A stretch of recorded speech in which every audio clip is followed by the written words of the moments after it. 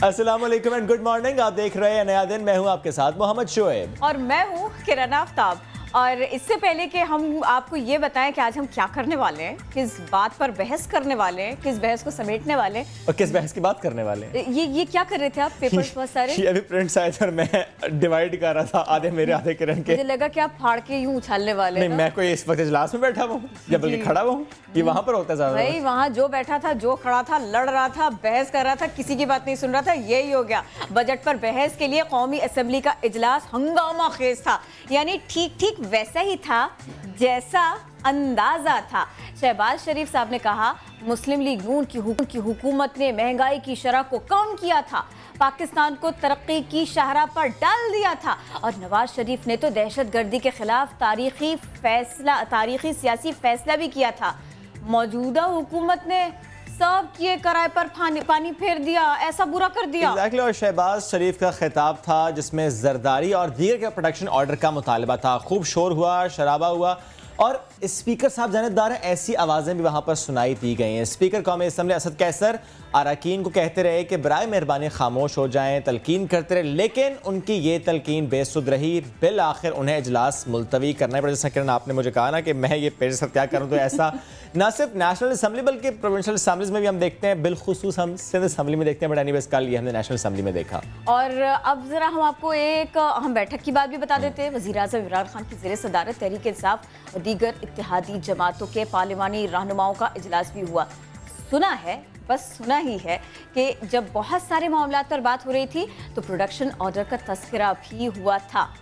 अब जून का दरमियानी हिस्सा है और बड़े नामों की बड़ी मुश्किलात, बड़े बड़े नामों का सलाखों के पीछे जाना, गिरफ्तार हो जाना, इसकी लहर है। तो एक तरफ है सियासत और दूसरी तरफ हो रहा है ये सब। ऐसे में कुछ और बड़े नाम हैं, हमने आपको बताया था, याद दिलाया था। एक नाम है साबिक वज़ीर आज़म शाहिद खाकान अब्बासी का। उनकी मुश्किलात बढ़ गईं। पहले ही कई सवालों के उनको जवाब देने थे। वो हर फोरम पर कहते रहे कि मैं बिल्कुल तैयार हूँ, मनाजरे के लिए भी तैयार हूँ, मेरे अगेंस्ट कोई प्रूफ है तो लेकर आएँ, मैं इस पर बात करने के लिए तैयार हूँ। लेकिन अब उनकी मुश्किल बढ़ी है। कैसे, ये हम आपको बताते हैं। नैब ने LNG और बुलेट प्रूफ गाड़ियों की इंक्वायरी को इन्वेस्टिगेशन में तब्दील कर दिया है। यानी अब सवाल होगा, जमकर होगा और उनको जवाब देना तो होगा। बिल्कुल जवाब देना होगा। लेट्स सी अब इन्वेस्टिगेशन किस तरीके से ये आगे चलती है और किस तरह से क्विकली कहना चाहिए आगे चलती है। एनीवेज ये तो आज हमारा आगाज़ है, नया दिन का आगाज़ है। वैसे मौसम भी अच्छा है। आज कल सुबह जब हम आ रहे थे मौसम बड़ा अच्छा था। रात को फुहार पड़ी थी? रात को फुहार हमारे इलाके में तो नहीं पड़ी थी, लेकिन हमने सिर्फ सुना ही है कि पड़ी थी फुहार। एनीवेज आज सुबह मौसम अच्छा था।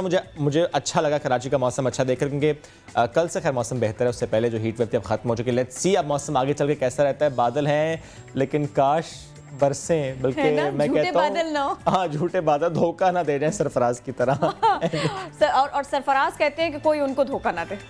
और चलिए कोई मुझे धोखा ना दे, क्योंकि अगर मैं गया ना तो बहुत सारे लोग और भी जाएंगे। ये उन्होंने कहा। एनीवेज अब जरा टॉप स्टोरीज की तरफ बढ़ते हैं कि आज नया दिन की टॉप स्टोरीज इस 2 घंटे के लिए क्या हैं, जिसमें हम करेंगे आज गुफ्तगू। जिस तरह किरण ने भी आज आगाज में कहा था कि बहुत सी जो बहस है उसको हम समेटने की कोशिश भी करेंगे, लेकिन नए टॉपिक्स भी आपके लिए हम लेकर आए हैं। तो ज़रा टॉप स्टोरीज की तरफ बढ़ते हैं और उससे बल्कि मेरा ख्याल टॉप स्टोरीज छोड़ दें किरण।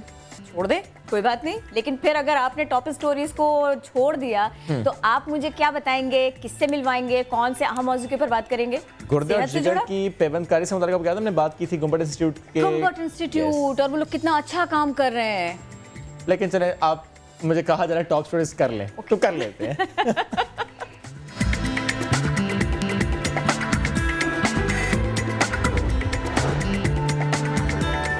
गुर्दे और जिगर की मुफ्त पेवंदकारी करने वाले गुम्बट इंस्टीट्यूट की एक और काविश। मरीजों की जिंदगियां बचाने के लिए एयर एम्बुलेंस सर्विस के आगाज का फैसला। जदीद सहूलियात से आरास्ता एयर एम्बुलेंस मुल्क भर में मरीजों की मुंतकिली के लिए इस्तेमाल होगी। घरेलू जिंदगी को पुरअमन कैसे बनाएं, बच्चों की बेहतरीन परवरिश के लिए क्या अंदाज अपनाएं। कराची के मियाँ बीवी का कपलनामा। सोशल मीडिया पर अपने तजुर्बात से लोगों को मुफीद मशवरे। मिलिए कपलनामा के किरदार यूसुफ कामरान और मुनीबा यूसुफ से कुछ देर बाद। मौसम गर्मा की सौगात फालसा, लोगों का दिल लुभाने लगा। गर्मी की शिद्दत मिटाए, चेहरे को तरोताज़ा बनाए। दुनिया नया दिन में फालसा के फवायद और टोटके, डॉक्टर बिल्किस की ज़बानी। गिटार और ड्रम बजाते कलाकार ये हैं मुल्क के नन्हे सुपरस्टार। प्रोग्राम में मिलवाएंगे लाहौर के अहमद और मोहम्मद से। दोनों भाई 6 बरस से अपना म्यूजिक बैंड चला रहे हैं। बच्चों को समर कैंप भिजवाएं, गर्मी की छुट्टियों में उनकी एनर्जी को सही जगह लगाएं। कराची में पहली बार सजेगा समर कैंप। 25 जून से 9 जुलाई तक समर कैंप में कई एक्टिविटीज बच्चों की मुंतजर।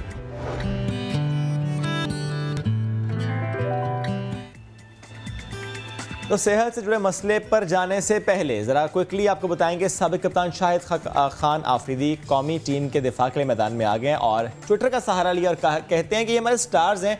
अगर एक अहम मैच, एक अहम टाकरा हम हार गए तो मीडिया तनकीद ना करे। वैसे शाहिद खान आफरीदी साहब सिर्फ मीडिया तनकीद नहीं कर रहा, अवाम भी तनकीद कर रही है। जी जी जी। और शाहिद खान आफरीदी ने शुएब मलिक और मोहम्मद आमिर भी ट्वीट्स कर रहे थे। उन्होंने कहा कि बराए मेहरबानी खिलाड़ियों के लिए गलत अल्फाज का इस्तेमाल ना करें, कारकर्दगी पर तनकीद कर सकते हैं, इस तरह से बिहेव ना करें, अच्छे अल्फाज का इंतखाब करें और पर्सनल लाइफ पर हिट ना करें। शुएब मलिक ने तो खास तौर पर यह बात की कि प्लीज़ हमारी फैमिलीज़ को इस सब में इन्वॉल्व ना करें। वैसे उन्होंने कुछ गलत नहीं कहा, उनका ट्वीट भी था ऐसा, तो इस बात का ख्याल तो रखना ही चाहिए सभी। लेकिन ऐसा क्यों कह रहे हैं वो? और किरण यहाँ पे ये जरूर कहना चाहिए, जब सब सो रहे थे तो 2 लोग लड़ रहे थे। दो खवातीन लड़ रही थी। एक को वो नहीं सो रही थी, एक ड्रामा था, एक फिल्म थी, एक डेली सोप था कि जो लगा ट्विटर पर जारी था। बिल्कुल, सानिया और वीना इनके दरमियान ये जंग रही। वैसे मैं इसमें जरूर कहूंगा कि सानिया को मैं ना एक अपर हैंड दूंगा किरण। कैसे? मुझे उनका जवाब अच्छा लगा। उन्होंने कहा ना मम्मी हूँ ना मैं इनकी कोच हूँ, मैं इनकी डाइटिशियन भी नहीं हूँ। वीना ने कहा क्या था? वीना ने कहा था ये आप को एहतियात करनी चाहिए थी, नहीं जाना चाहिए था शीशा कैफे और बच्चा भी साथ जाना चाहिए था। इस तरह उन्होंने कहा एक तो ऐसा हुआ नहीं, दूसरा है कि ना ही मैं कोई डाइटिशियन हूँ और मैं टीम का ख्याल क्यों रखूँ और ऐसा कुछ हुआ नहीं जिस पर आप इतनी तनकीद करें। एनीवेज वो जुमला आपका अच्छा था कि जब हम सब सो रहे थे तो ये 2 खवातीन जाग रही थी। मैं कहना तो ये था जब हम सब सो रहे थे 2 लोग रो रहे थे, लेकिन मैंने नहीं कहा। एनीवेज आप जरा बढ़ते हैं आगे और अब आगे बढ़ते हुए हमको ये बताएं कि दोस्ती इनकी हो जानी चाहिए। अगर ट्विटर पर जंग हो भी गई है, लेकिन क्या ये दोस्ती वो हाथी चूंटी वाली दोस्ती तो नहीं होगी किरण? देखिए तो सही ना। अब अगली खबर से ही जान लेते हैं ऐसे जानवरों से जो रंग और साइज में चाहे एक दूसरे से बिल्कुल मुख्तलिफ है, लेकिन इनकी शरारतें एक जैसी हैं। दोस्ती की बात आप कर रहे हैं। हाँ जी, थाईलैंड के एक फॉर्म में हाथी के बच्चे की 2 पालतू कुत्तों से खूब दोस्ती हो गई है। गिर गया। अरे किरण, मैं कहूंगा इसकी मामा ने नहीं कहा था अपने जैसों से दोस्ती करने। देखा ना, अपने जैसों से दोस्ती ना करने का अंजाम, गिर गया। लेकिन देखिए ना, ये दोस्ती के कलर्स हैं। ये देखिए एक दूसरे के साथ में कितने अच्छी तरह से। फॉर्म मालिक के मुताबिक नन्हे हाथी और कुत्तों की शरारतें दिन भर जारी रहती हैं। ये पक्की बात है, शरारत है, ये ना उसे मारने जा रहा हो। नहीं, ये लोग खेल रहे हैं। पक्की बात है, ये बहुत क्यूट है, बिल्कुल पक्की बात है। ठीक है जी। तो ये वीडियो आपको दिखाई, जरा आगे बढ़ते हैं। और कल मैं और किरण जिस तरह गुफ्तगू भी कर रहे थे नया दिन के बाद के थोड़ा सा ना हमें एक बड़ा बैड एक्सपीरियंस हुआ। मोबाइल कवर मंगवाया था किरण ने, छुपा के रख लिया उन्होंने पीछे। वो दिखाया नहीं जा सकता क्योंकि जो कलर इन्होंने सिलेक्ट किया था आया नहीं। तो हमने कल सोचा कि लेट्स टॉक अबाउट इट कि अक्सर हम ऑर्डर करते हैं ऑनलाइन चीज़ों की, आप पिंक ऑर्डर करते हैं और रेड आता है। तो ऐसा भी हो जाता है। अब अक्सर ऐसा होता है, नीलामी फॉर एग्जांपल एक खबर हमारे पास आई थी कि नीलामी के लिए एक शख्स गया, लेकिन वहाँ पर वो लुट गया। लुट इस तरह से गया, जो उसने खरीदा वो समझा मैंने घर खरीदा है, उसे फुटपाथ का कोना मिला था। फ्लोरिडा में एक शहरी था जिसने ऑनलाइन नीलामी में हिस्सा लिया था और $90,000 में खूबसूरत घर, जो कि तख्यलाती घर था क्योंकि वो एक्चुअली में नहीं था, क्योंकि पैरों तले ज़मीन निकल के जब उसने देखा है ये वाला हिस्सा मैंने खरीदा है। लेकिन जब उसने कांटेक्ट किया जो रिस्पेक्टिव डेस्क था तो उन्होंने ढिठाई से इनकार कर दिया और कोई ख़ास उन्होंने जवाब नहीं दिया। तो will talk about this in detail tomorrow कि ये होता क्यों है, और ऑनलाइन हो या नीलामी हो या दीगर मामला तो इसमें अगर कोई लुट जाए, कोई परेशान हो जाए तो उसका मदावा कैसे होता है, कैसे होता है, इस पर हम बात करेंगे। आगे अब अगली खबर एक शख्सियत से मुताल्लिक़ है, मैं आपको देती हूँ। मिस्र के साबिक़ सदर मोहम्मद मुर्सी, कमरा अदालत में उनका इंतकाल हुआ। अख़वान अल मुस्लिमून के सीनियर रहनुमा को 2013 में फ़ौजी बगावत के बाद गिरफ्तार किया गया था और उनके खिलाफ जासूसी समेत कई मुकदमात दर्ज थे। उनके इंतकाल पर अरब स्प्रिंग ख़िज़ा में बदल गई, ये जुमला सबसे ज़्यादा अदा किया गया। अब जरा अपनी पॉलिटिकल सिचुएशन का जिक्र करेंगे। हुकूमत के खिलाफ महाज गर्म करने का मिशन है कि बिलावल भुट्टो और शहबाज शरीफ JUI के सरबराह फजलुर रहमान के पास जा पहुंचे। अपोजिशन रहनुमाओं की बैठक में कुछ लग रहा है खिचड़ी पकाई गई। सब पर बात करने के लिए मैं ज्वाइन किया है रहनुमा मुस्लिम लीग नून राना सनाउल्लाह साहब ने। सर बहुत शुक्रिया। सर, मरीम नवाज और बिलावल की मुलाकात होती है पहले, और अब शहबाज शरीफ और मौलाना फजलुर रहमान की मीटिंग, ऑपोजिशन का जो गठ जोड़ा है कितना मजबूत आप इसको देख रहे हैं, और कल रात मीटिंग में एक्चुअली हुआ क्या? देखिए, कल रात जो मीटिंग हुई है उसमें थोड़ा बाज़ाब्ता तौर पे APC की मीटिंग जो है उसके इनेकाद से मुतल्लक जो है वो बात हुई है। लेकिन इससे पहले मरीम नवाज साहबा के साथ जो मीटिंग थी बिलावल भुट्टो साहब की, तो उसमें भी कमोबेश यही चीज़ें जो है वो बजट से मुतल्लक जो है वो डिस्कस हुई। उससे पहले मियां शहबाज शरीफ साहब जो अपोजिशन लीडर और PMLN के प्रेसिडेंट हैं उनकी और बिलावल भुट्टो की पार्लियामेंट हाउस में जो है वो जिस दिन जरदारी साहब असद जरदारी साहब गिरफ्तार हुए तो उस दिन भी वहाँ पे जो है वो इनफॉर्मल बात हुई थी। तो इसमें इस बात के ऊपर तमाम सियासी जमातें, तमाम मकातब फिक्र, हर बंदा मुतफिक है कि इमरान नियाजी ने इस मुल्क की मईशत का बेड़ा गर्क कर दिया है। ये मुल्क डिफॉल्ट की तरफ जा रहा है और ये IMF का जो बजट पेश किया गया है इससे मजीद तबाही आएगी। तो लिहाजा इस तबाही को अलार्म करने के लिए, रोकने के लिए हर किसी को अपना किरदार जो है वो अदा करना चाहिए।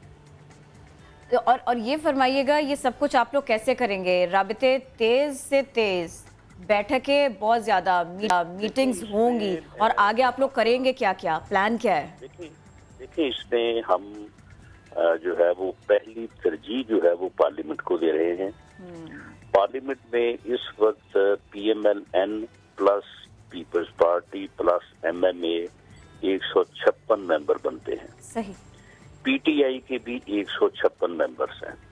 इक्वल तादाद है गवर्नमेंट पार्टी की और अपोजिशन की। अब बाकी हैं अलाइज, वो 4 एक जगह पे हैं, 3 एक जगह पे हैं, 7 एक जगह पे हैं, 2 एक जगह पे हैं, 1 3 जगह पे हैं। तो अब ये जो मेंबर हैं इनके ऊपर ये डिपेंड करता है कि वो इस यानी जुर्म की जो है वो जिम्मेदारी लेते हुए जो है वो हुकूमत के इस अवाम दुश्मन, पाकिस्तान दुश्मन बजट का साथ देते हैं या अपोजिशन का साथ देते हैं। इसके लिए हम पूरी कोशिश करेंगे, उनसे राब्ते करेंगे, उनको पूरी तरह से बावर करवाएंगे। बाकी फैसला तो उन्होंने करना है कि उन्होंने वोट बजट के इस अवाम दुश्मन बजट के हक में करना है या मुखालफ करना है। जब ये मरहला जो है ये गुजर जाएगा तो उसके बाद फिर इस अवाम दुश्मन बजट ने अवाम के ऊपर नाफिज होना है आने वाले दिनों में, जुलाई, अगस्त, सितंबर में। तो फिर हम जो है वो अवाम के साथ खड़े होंगे और इस बजट को जो है वो फील्ड में रोकेंगे। उसके लिए अलग स्ट्रेटजी जो है वो बनाई जाएगी। ठीक है, राना साहब हमारे साथ ही रहिएगा। सईद गनी साहब ने भी हमको ज्वाइन किया है। सईद गनी साहब, वेलकम टू नया दिन। ये फरमाइएगा, इतनी मीटिंग्स के बाद में, इतनी पॉलिटिकल एक्टिविटीज़ के बाद में अब आप लोगों का अगला कदम क्या होगा? एक तो प्रोडक्शन ऑर्डर आसिफ अली जरदारी साहब के लिए और दीगर रहनुमाओं के लिए जिनको भी गिरफ्तार किया गया। दूसरे ये कि बजट, अब आप लोग इनके साथ में, PMLN के साथ में मिलकर चलेंगे और फिर किस तरह से आप लोग रिस्पॉन्ड करेंगे? आप लोगों का प्लान क्या है इस बारे में?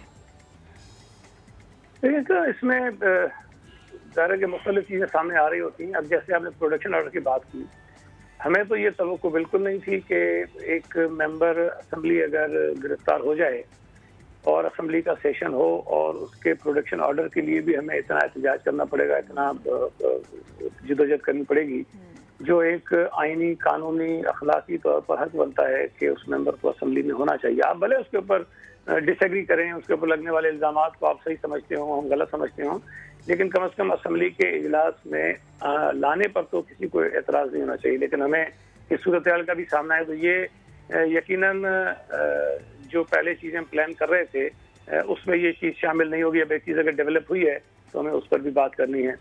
दूसरी बात जो अभी राना साहब भी कह रहे थे और बिलावल साहब ने भी पहले कही है, इस पर तो कोई दूसरी राय नहीं है। इस मुल्क का, चाहे वो गरीब आदमी हो, मिडिल क्लास का आदमी हो, बिजनेस कम्युनिटी हो, काश्तकार हो, हर तबका इस बात पर मुत्तफिक है कि ये जो बजट है ये अवाम दुश्मन है, ये गरीब दुश्मन है, ये बिजनेस दुश्मन है, इसमें किसी के लिए कोई चीज़ नहीं है।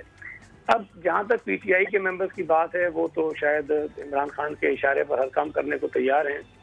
उनको लोगों का ख्याल नहीं है, अपनी शायद इमरान खान की जो मोहब्बत है उसका ज़्यादा एहसास है, वो भले करें वो। लेकिन जो इत्तेहादी मेंबर्स हैं, मैं समझता हूँ कि उनके लिए बहुत मुश्किल होगा कि वो एक ऐसे बजट को सपोर्ट करें जिसकी वजह से अवाम में नफरत पैदा हो, और जब वो लोगों के पास जाएंगे तो ये नहीं कह सकेंगे कि जी हम तो चूंकि पीटीआई के मेंबर्स हैं इसलिए हमारी मजबूरी थी। तो सईद गनी साहब, जो इत्तेहादी मेंबर्स हैं उनसे पीपल्स पार्टी के राबते किस कदर मजबूत हैं, उनको ये बावर कराने के लिए कि आप फिर वोट ना दें? देखिए, बातचीत तो यकीनन जो कमेटियां बनी हैं वो कर रही होंगी, लेकिन मैं आपको एक छोटी सी मिसाल दूं जी कि आपको याद होगा कि जब एमक्यूएम पीपल्स पार्टी के साथ हुकूमत में शामिल थी, हमारे दौरे हुकूमत में 2008 से 13 के दरमियान, तो कई मरतबा पीपल्स पार्टी की हुकूमत ने जब पेट्रोल की कीमतों में इजाफा किया, जब बैनुल अक़वामी मार्केट में पेट्रोल महंगा हुआ, तो एमक्यूएम ने हुकूमत हमारी छोड़ दी और इस बात पर एहतजाज किया कि भाई जब तक आप पेट्रोल की कीमतें कम नहीं करेंगे हम हुकूमत में आपके साथ नहीं बैठेंगे। हालांकि उस वक्त जो बैनुल अक़वामी मंडी थी उसमें पेट्रोल की कीमतें बहुत ज्यादा थी, तकरीबन $140-150 की बैरल थी। आज उससे आधी कीमत है बैनुल अक़वामी मार्केट में, और पेट्रोल उसके मुकाबले में ज्यादा महंगा हो गया हमारे मुल्क के अंदर। अब मुझे बताइए कि एमक्यूएम किस तरह अपने वोटर्स को या अपने लोगों को मुतमईन करेगी कि उस वक्त तो हम हुकूमत छोड़ने को तैयार हो जाते थे, लेकिन आज हम हुकूमत को वोट देंगे। दूसरी बात कि एमक्यूएम सूबा सिंध में जब सूबाई बजट होगा तो उसकी मुखालफत कर रही है और करेगी, मुझे उम्मीद है उसके हमारे खिलाफ वोट देगी। उस बजट में जिसमें 15% तनख्वाहों में इजाफा किया गया है, उस बजट में जिसमें तालीम और सेहत का बजट बढ़ाया गया है, उस बजट में जिसमें सोशल प्रोटेक्शन की बात की गई है, पॉवर्टी एलिवेशन की बात की गई है, उस बजट की मुखालफत करेंगे। लेकिन वफाकी बजट जिसमें मुर्गी पर, मछली पर, दाल पर, चीनी पर, हर चीज पर टैक्स लगाया गया है, उसको ये वोट देंगे।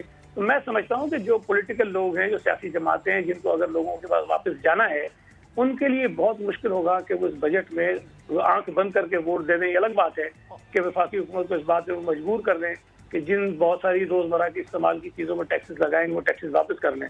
तो ये आसान नहीं होगा पीटीआई के इत्तेहादियों के लिए कि वो मनवान जिस किस्म का बजट उसको सपोर्ट करें। और ऐसे में पीटीआई के इत्तेहादियों से कौन आगे बढ़कर बात करेगा, क्योंकि राबितों का मौसम है। राना साहब, आप बताइए। जी देखें, इस सिलसिले में अख्तर मेंगल साहब से जो है वो हमारा राब्ता हुआ है। उस सिलसिले में जिन दोस्तों की जिम्मेदारी लगाई गई थी उन्होंने जाके उनसे बात की है। इसी तरह से जो एमक्यूएम के दोस्त हैं उनके साथ भी हमारी जो है वो बात कल पार्लियामेंट हाउस में हुई है, और हमने उनसे कहा है कि देखें ये सारी चीजें जो हैं ये आप इनको सामने रखें। अगर मुल्क है, अगर मुल्क जो है वो इस बहरान से निकलता है, लोगों की जिंदगी आसान होती है, तो फिर ही हर चीज है, फिर ही सियासत है, फिर ही जमहूरियत है, फिर ही पार्लियामेंट है।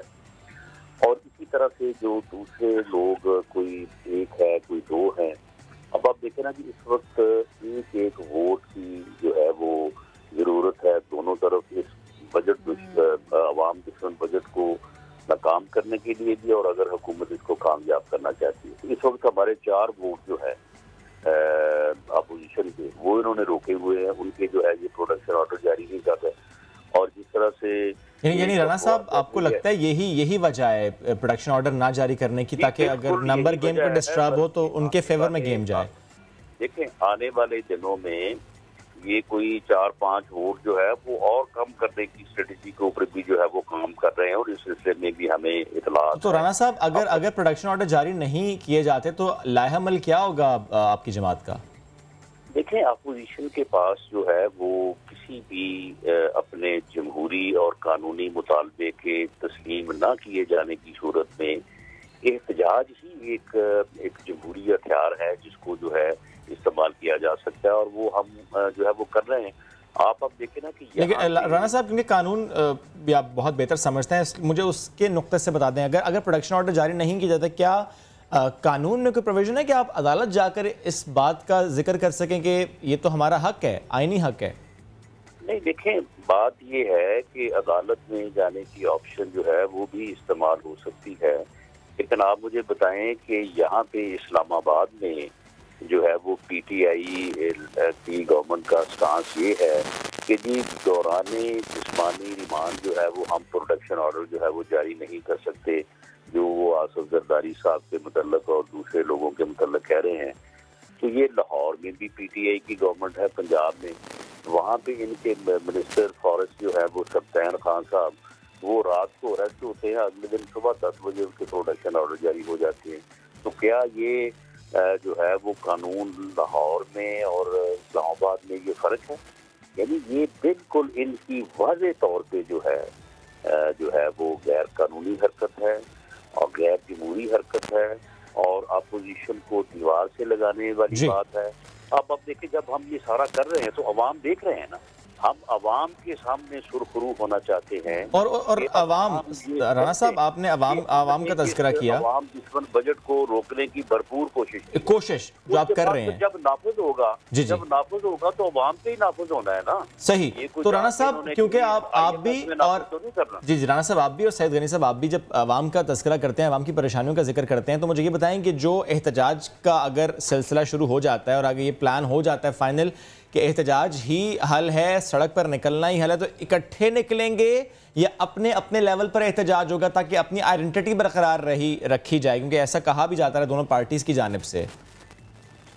देखिए, इस हिस्से में हमारी तो राय ये है कि जब भी एहतजाज की कॉल होगी, अगर यानी ये बजट पास हो जाता है, पहले बात तो ये है कि अभी 28 जून या 30 जून तक हम ये फर्ज नहीं करना चाहते कि पास हो गया है। हमारे पास जो है वो नंबर्स की जो पोजीशन है, हमें पूरा एतमाद है कि हम इंशाअल्लाह ताला अवाम की दुआओं से इसे नाकाम करेंगे। लेकिन फर्ज कर लें कि अगर ऐसा हो जाता है और जब अवाम के ऊपर नाफिज होता है तो फिर अवाम निकलेंगे, ट्रेडर्स निकलेंगे, हर मकातबे फिक्र के लोग निकलेंगे, क्योंकि इन्होंने सवाए मरने के बाकी तो हर चीज के ऊपर टैक्स लगा दिया है। तो जब लोग निकलेंगे तो हम उनके साथ जो है उनकी सपोर्ट में निकलेंगे। ये कोई सियासी जमातें जो हैं ये कोई अपनी तहरीक नहीं चलाएंगी, ये अवामी तहरीक होगी, आम आदमी की तहरीक होगी, गरीब आदमी की तहरीक होगी, जिसके साथ पीपल्स पार्टी के वर्कर भी जो है वो निकलेंगे, पीएमएलएन के वर्कर भी निकलेंगे, एमएमए के वर्कर भी निकलेंगे, बाकी सियासी जमातें भी साथ निकलेंगी। और सईद गनी साहब, आप इस पर क्या कहेंगे? पीटीआई पहले ही ये कह चुकी है कि कंटेनर हाजिर है, जितना एहतजाज करना है कर लें इस सारी सिचुएशन में। देखें, वो तो ये सिर्फ बातों की हद तक है और कितना वो प्रोटेस्ट को बर्दाश्त कर सकते हैं वो आप सिर्फ 2 छोटे इवेंट से अंदाजा लगा सकते हैं कि बिलावल भुट्टो जरदारी साहब नैब के सामने पेश होने गए और पार्टी वर्कर्स उनके साथ इदारे यकजहती के लिए इकट्ठे होने की कोशिश की। इन्होंने लाठियां बरसाई, आंसू गैस बरसाए, गिरफ्तारियां की। रमज़ान के महीने में हमारी अराकीन असम्बली खवातीन को गिरफ्तार किया, कारकुनों पर तशद्दुद किया, तो इनसे बर्दाश्त तो बिल्कुल भी नहीं होता। और दूसरी बात, जो प्रोडक्शन ऑर्डर की आप कर रहे थी, कल मैं किसी टीवी प्रोग्राम पे नजीम अफजल चंद साहब को सुन रहा था, वो ये फरमा रहे थे कि हमारे MNAs की अक्सरियत का ये मौक़िफ़ है कि इनके प्रोडक्शन ऑर्डर जारी नहीं होने चाहिए। इसका मतलब ये है कि इस मुल्क में जो आइन है, जो कानून है, जो असम्बली के रूल्स हैं, उनकी कोई अहमियत और अफादियत नहीं है। पीटीआई के जो मेंबर्स हैं जो इमरान खान को खुश करने के लिए गालम गलोच करते हैं, बदतमीजी करते हैं, जो वो सोचेंगे, जो वो चाहेंगे, स्पीकर साहब मजबूर हैं उनके आगे और उन्होंने वही कुछ करना है।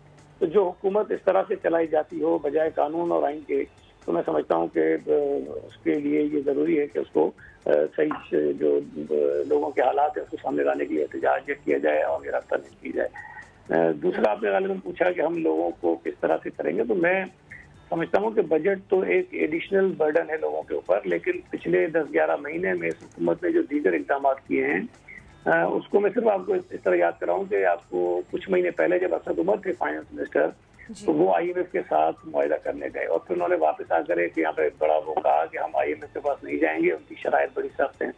हमने उस वक्त भी कहा था कि जो शराइत IMF इन पे लगा रही है कि पेट्रोल की कीमतें बढ़ाओ, बिजली की बढ़ाओ, गैस की बढ़ाओ, डीजल की बढ़ाओ, तो इन्होंने ये किया कि IMF से मुआहिदा करने से पहले ही इन्होंने वो तमाम चीजें जो है वो महंगी करना शुरू कर दी ताकि जब IMF के पास जाएं तो उस वक्त जो शराइत ये मानेंगे उसका इम्पैक्ट लोगों को दिखाएंगे कम है। तो IMF के पास जाने से पहले ही उन्होंने उनकी कंडीशंस पर जो है वो अमलदरामद शुरू कर दिया था और उसके नतीजे में महंगाई पहले ही काफी बढ़ चुकी है। दवाओं की कीमतें देखें कहाँ जा रही हैं, तो लोग पहले ही बहुत परेशान हैं बेचारे। वो तो उम्मीद पर हैं कि कोई आए हमारे साथ लगे ताकि हम इस हुकूमत के जो मजालिम है उससे आगे किसी तरह अपनी जान छुड़ा सकें। और इस जवाब में आपने कुछ सख्त अल्फाज का इस्तेमाल किया जो PTI की तरफ से आते हैं कि वो आपने ये मेंशन किया कि वहाँ से बदतमीज़ी की जाती है बाकायदा। राना साहब, सख्त अल्फाज, हार्श स्टेटमेंट्स, आजकल अगर फयाजुल हसन चौहान साहब हो वो नहीं रुकते कोई भी बात करने से। वो तो उन्होंने तो रेसिपी भी बता दी कल, और इसके अलावा डॉक्टर फिरदौस आशिक खावान वो भी खासे सख्त अल्फाज का इंतखाब करती हैं जब आप पर तनकीद हो रही होती है। थोड़ा सा इस पर रिस्पॉन्ड करेंगे आप? एक तो ये कि फयाजुल हसन चौहान साहब ने वो जो रेसिपी बताई थी, एक उन्होंने पूरा दस्तरखान बताया था, आपके इल्म में है इस बारे में?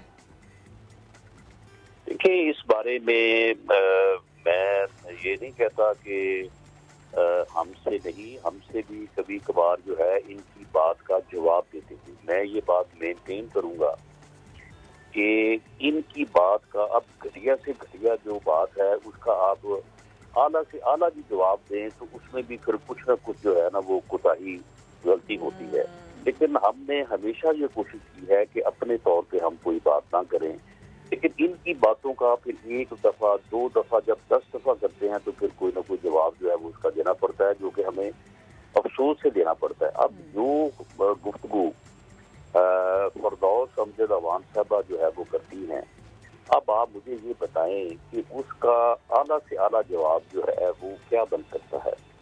हालांकि मैं इस बारे में बड़ा मोहतात हूँ क्योंकि फिर ये खवातीन की जो तंजीमें हैं वो फिर शोर सर पे उठा लेती हैं कि जी देखें ये खवातीन की जो है वो आपने एहतराम नहीं किया। लेकिन अब आप मुझे बताएं कि हम क्या करें। अब इनकी इन रेसिपी का जवाब तो हमारे पास जो है वो अल्लाह के फजल से इनसे भी बेहतर है।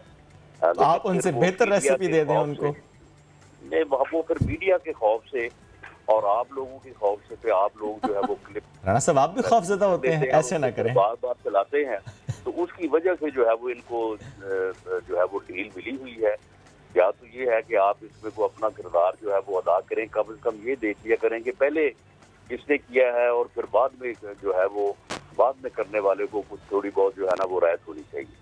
लेकिन आप नहीं समझते, सख्त लफ्ज तो सख्त लफ्ज है, भारी लफ्ज तो भारी लफ्ज है, उसमें रियायत कहाँ से आई?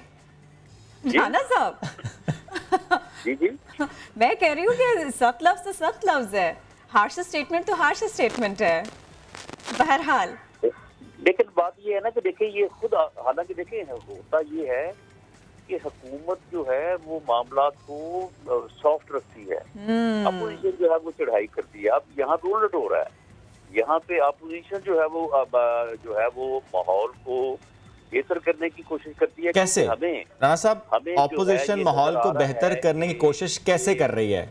कैसे? देखिए हम ठीक है, राणा साहब इसका रिस्पॉन्ड भी कीजिएगा। इस वक्त फिरदौस आशिक अवान साहब हमें ज्वाइन कर चुके हैं, उनसे भी बात करते हैं। फिरदौस साहब बहुत शुक्रिया। मुझे बताइएगा कि 2 रोज़ पहले एक मुलाकात होती है, उस पर कल हम आपसे बात करते हैं, यानी मरियम और बिलावल की मुलाकात, लेकिन कल की मुलाकात यानी शहबाज शरीफ की मौलाना फजलुर रहमान से मुलाकात, इस मुलाकात को कैसे देखती हैं? कुछ घबरा रही है हुकूमत? देखिए, हुकूमतें घबराया नहीं करती, हुकूमत जो घबराए हुए होते हैं उनको कहते हैं घबराना नहीं है, और जो घबराए हुए अपोजिशन है हुकूमत उनको सहारा देने की स्ट्रेटजी में है। हुकूमतें जो है वो ट्रेंड सेट करती हैं, हुकूमतें चैलेंजेस एक्सेप्ट करती हैं, हुकूमतें चैलेंजेस से निपटने की हुकूमतें अमली बनाती हैं, घबराया नहीं करती। तो अपोजिशन जो है उसका काम है हुकूमतों को टफ टाइम देना, अपने लिए स्पेस क्रिएट करना। मुलाकातें ना वो करते तो आपने कहाँ इनको लाइनों पे लेना था और इनसे पूछना था। तो मीडिया में जिंदा रहने के लिए अपोजिशन को भी कुछ करना है। तो मैं समझती हूँ कि ये अपना रोल अदा करें, हम अपना रोल अदा करें, और अल्टीमेटली दोनों का ऑब्जेक्टिव होना चाहिए कि पाकिस्तान को कैसे फायदा हो और पाकिस्तान के अवाम को इन मुश्किलों कैसे होगा। ये फरमाइएगा हुकूमत का रवैया कैसा होना चाहिए, ये बड़ा सवाल है। अभी हमारे साथ शरीक गुफ्तगू राना सनाउल्लाह साहब भी, सईद गनी साहब भी, मैं बता दूं आपको। तो अभी राना साहब ने ये कहा कि हुकूमत का रवैया ऐसा नहीं होता जैसा आप लोगों का है, आप लोग एहतजाज करने पर आ जाते हैं, ऐसा कुछ माहौल बन जाता है। हुकूमत का रवैया थोड़ा नर्म होता है। देखिए, बात यह है कि जब से पार्लियामेंट बनी है, अपोजिशन ने सिर्फ अपनी बात सुनाई है और हुकूमत की नहीं सुनी है। और जब भी ऐवान में आए हैं, कैसा माहौल बनाया है कि अपनी आवबका की वो तमाम जो अदालतों के अंदर होने वाली कार्रवाइयाँ हैं उनको पार्लियामेंट के फ्लोर पे ला के, और वो तमाम जो पार्लियामेंट्री कार्रवाइयाँ होती थी एजेंडे पे, उनको बुलडोज किया और सिर्फ अपनी अपनी लीडरशिप की गिरफ्तारियों का जिक्र किया और अपनी अपनी लीडरशिप को अदालतों से रिलीफ दिलवाने के लिए इस पार्लियामेंट को प्रेशर इंजन के तौर पे इस्तेमाल किया। तो ऐसी सूरत हाल में हुकूमत ने तहम्मुल मजाजी से पूरे 10 माह सुना भी है, लेकिन जब भी प्राइम मिनिस्टर ने बात करने की कोशिश की, हमारे किसी हुकूमती वजीर ने बात करने की कोशिश की, तो अपोजिशन ने सुनाने के बाद सुनने की जहमत नहीं की। और उसकी ताज़ा मिसाल आपके सामने बजट है। बजट इजलास में जब आपने बजट सुना ही नहीं है, आपने शोरोगुल में उस पूरी पार्लियामेंट्री जी फिरदौस साहब, ये माहौल देखा मुझे एक मुख्तसर सा जवाब इस बात का दे दीजिए, क्योंकि ये कहा अपोजिशन ने सुना नहीं। आप मुझे सिर्फ राना साहब से ये पूछते हैं कि जिस बजट को राना साहब से पूछ लेते हैं, आपने बजट ही नहीं सुना। उसमें अवाम दुश्मन पॉलिसी। राना साहब, आपने तो बजट सुना ही नहीं, वो आप लोगों ने सुना ही नहीं और आपने एहतजाज किया, आपने शोर किया। देखिए, ये सिर्फ बजट हुकूमत ने सुनाया नहीं है, सुनाने के अलावा इन्होंने उसकी जो इन ब्लैक एंड व्हाइट कॉपी है वो भी इन्होंने फराहम की है, उनको हमने पूरी तरह से पढ़ा है। और इसमें राना साहब 4 चीजें बता दें ताकि फिरदौस साहब को भी मालूम हो जाए कि बजट पढ़ा है आपने। 4 वो चीजें जो अवाम दुश्मन है। देखिए, अवाम दुश्मन सबसे पहली बात तो ये है कि मैंने जिस तरह से पहले भी अर्ज किया कि सिर्फ अब इंसान पाकिस्तान में कोई गरीब से गरीब हो या अमीर से अमीर हो, सिर्फ वो फ्री मर सकता है, बाकी जो है वो हर चीज के ऊपर टैक्स है। बाकी आप इसमें जो ट्रेडर कम्युनिटी है, क्योंकि मेरा फैसलाबाद से तल्लक है, वो इस वक्त इतनी डिस्टर्ब है, जो इन्होंने सेल्स टैक्स जो है वो ट्रेडिंग के ऊपर जो है वो लगाया है, यानी वो काबिल अमल है ही नहीं। कितना राना साहब कितना लगाया जिस पर आप एहतजाज कर रहे हैं?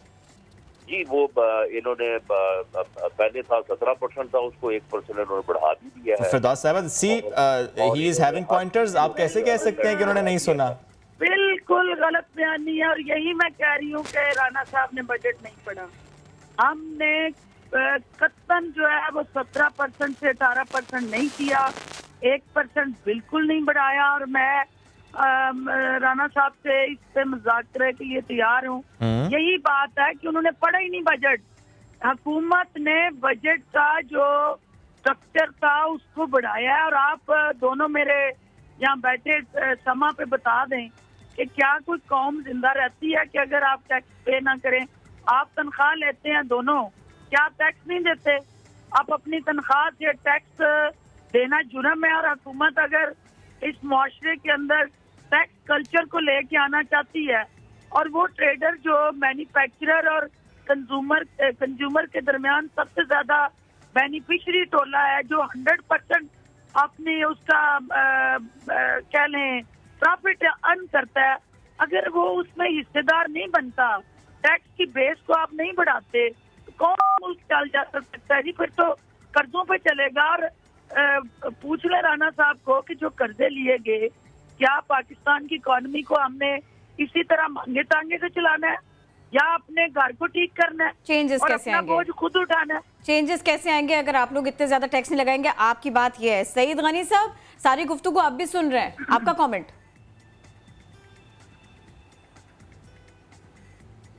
सईद गनी साहब, बोलने में टैक्स नहीं लगाया अभी।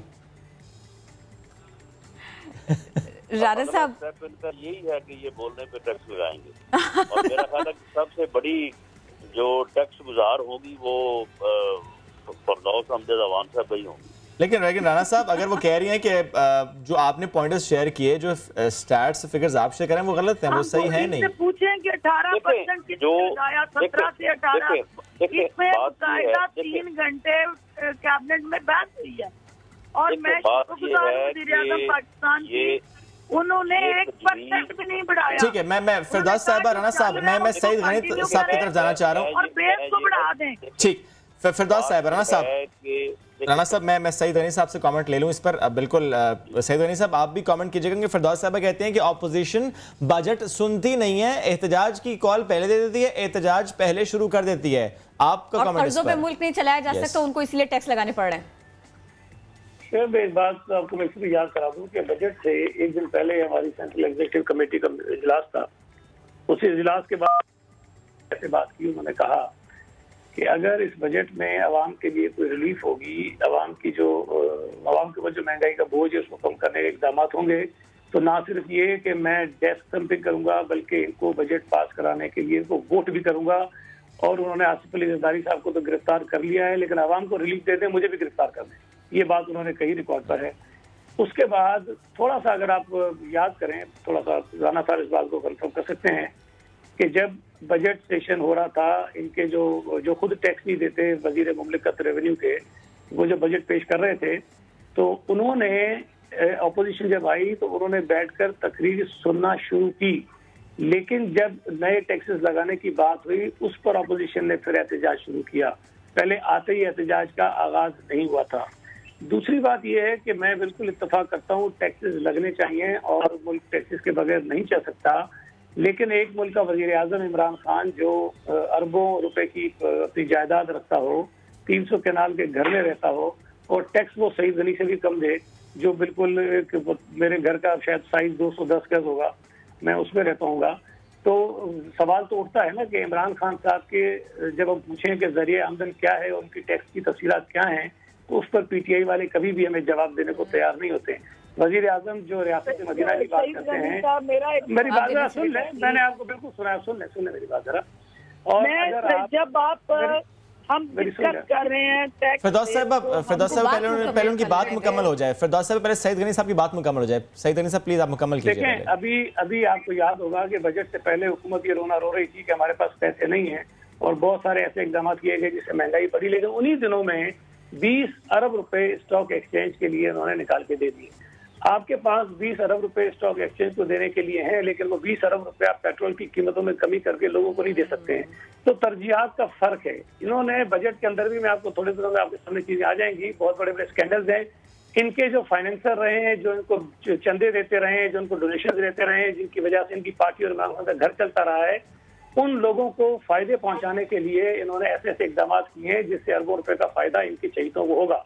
एक तरफ एमनेस्टी लेने वाले चोर और डाकू होते हैं, दूसरी तरफ अली माह एमनेस्टी आ जाती है सिर्फ इसलिए कि पीटीआई में बहुत सारे ऐसे लोग हैं जिनके पास गैर कानूनी जायदाद मौजूद है।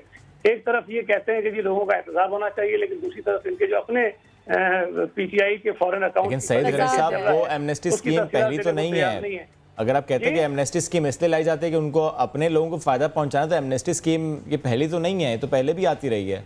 नहीं, मैंने अभी आपसे कहा कि इमरान खान कहते थे कि एमनेस्टी स्कीम लेने वाले चोर और डाकू।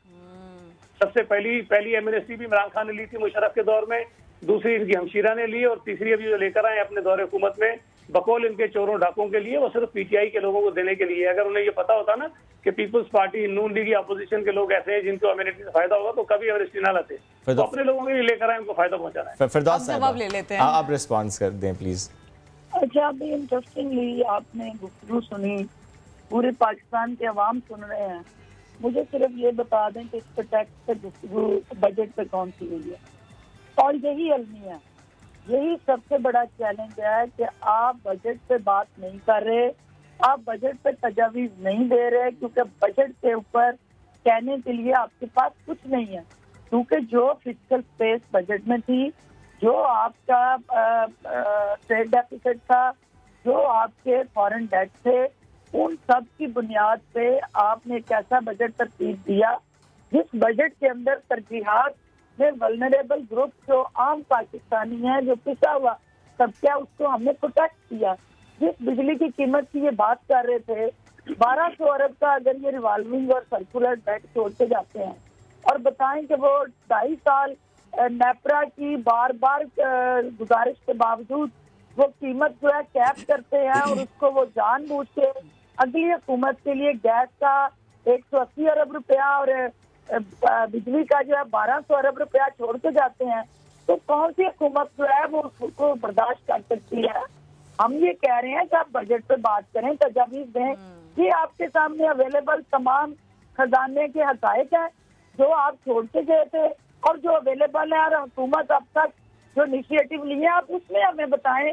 सही, आप हुकूमत ये चाहते हैं कि उस पर तजावीज दी जाए। प्रोटेक्ट करें। जी जी, एक बात जो मैं कहना चाहती हूँ, देखिए बजट पे बात करना और जातियात पे बात करना, आपने देखा कि पूरी गुफ्तगू में और जब आपके पास दलील खत्म हो जाती है, हकायक खत्म हो जाते हैं, सब्सटेंस नहीं होता, तो फिर आप जातियात पे जाते हैं।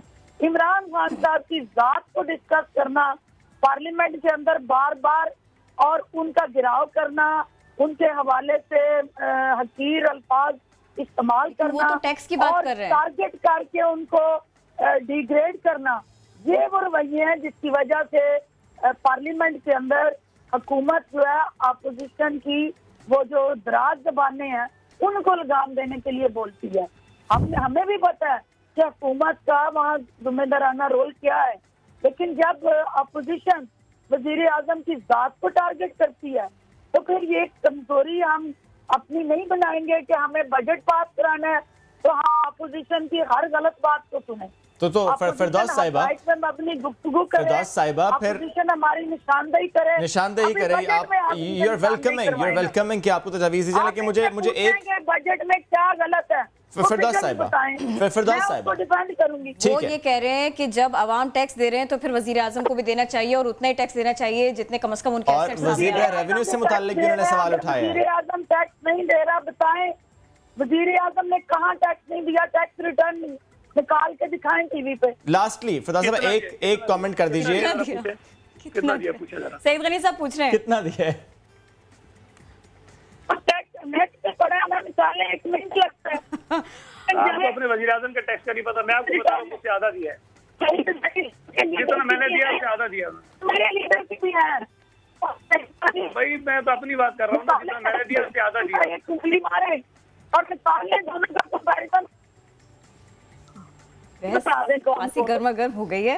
अच्छा, इनसे पूछें कि बजट के अंदर इन्होंने एग्जाम्पशन दिया ना, अभी करंट फाइनेंशियल ईयर कितनी है वो? किसी मुहज्जब टैक्स एग्जाम्पशन कितनी है पूछे जरा। ये बजट में बात कर रही है ना, बजट में टैक्स एग्जाम्पशन कितनी दी आपने? नहीं है, हमने ये पाकिस्तान की फिरदौस साहिबा स्पेसिफिक क्वेश्चन है, फिरदौस साहिबा स्पेसिफिक क्वेश्चन है उनका। बजट में बात करते हैं, टैक्स एग्जाम्पशन आपने कितनी दी है करंट फाइनेंशियल ईयर में? बजट के ऊपर मुझे बताएं, टैक्स आप जिक्र कर रहे थे, मैं बजट में पूछ रहा हूँ आपसे, टैक्स एग्जाम्पशन आपने कितनी दी है साल में? मैं आपको बताता हूँ किरण, इन्होंने PMLN ने जो अपना फाइनेंशियल ईयर जो आखिरी खत्म किया उसमें 540 अरब रुपए की एग्जाम्पशन थी, और PTI ने जो अपना ये अभी करंट जो फाइनेंशियल ईयर चल रहा है जो खत्म होगा वो 540 को चली गई वो। ठीक है सईद गनी साहब, बहुत शुक्रिया। फिरदौस साहब आप भी साथ में मौजूद थी, राना सनाउल्लाह साहब आपका भी शुक्रिया, आप सब थे। हमने सोचा हम सवाल करेंगे वो, लेकिन उन्होंने आपस में उन्होंने कहा छोड़ो आपका काम आज हम करते हैं, सवाल भी हम करेंगे, जवाब भी हम लेंगे। एनीवेज ये आज की पॉलिटिकल सिचुएशन पर हम बात करते हैं। वैसे ये वो बहस है किरण जिस पर हम जितनी भी कोशिश कर लें समेटने की, ये सिमट के नहीं देती, ये सिमट के नहीं दे रही, और ये मामला किसी डगर पर आएंगे फौरी तौर पर ऐसा लग भी नहीं रहा, क्योंकि बजट पर बहस, बजट तजवीज हुकूमत ऑपोजिशन से मांग रही है, वैसे मांग रही है टेलीविजन के अलावा, अभी मुझे लगा, और उन्होंने कहा कि हम तो तहम्मुल से सुनने के लिए तैयार है, लेकिन ये लोग एक दूसरे को कितने तहम्मुल से सुन रहे थे ये तो नया दिन के नाज़रीन ने भी देख लिया। एनीवेज क्विकली ब्रेक में, ब्रेक दोबारा हाजिर होते हैं।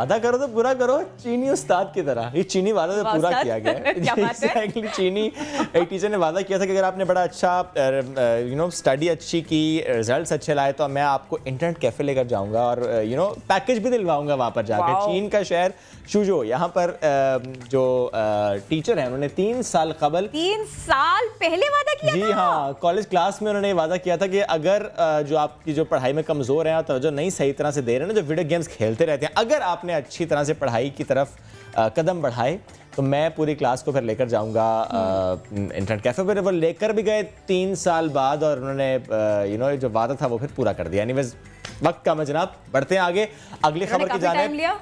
हम इतना टाइम नहीं लेंगे, लेकिन चीन ही में रहेंगे। चीन में रहेंगे। एक बाहिम्मत बच्चे की बात करेंगे। अपने वालिद की जान बचाने के लिए ये अपना वजन बढ़ा रहे हैं। अब उन्होंने दिन में 5 वक्त खाना शुरू कर दिया है ताकि वो डॉक्टर्स के मुताबिक सरतान ज़दा वालिद को हड्डियों का गूदा यानी कि बोन मैरो अतिया कर सके।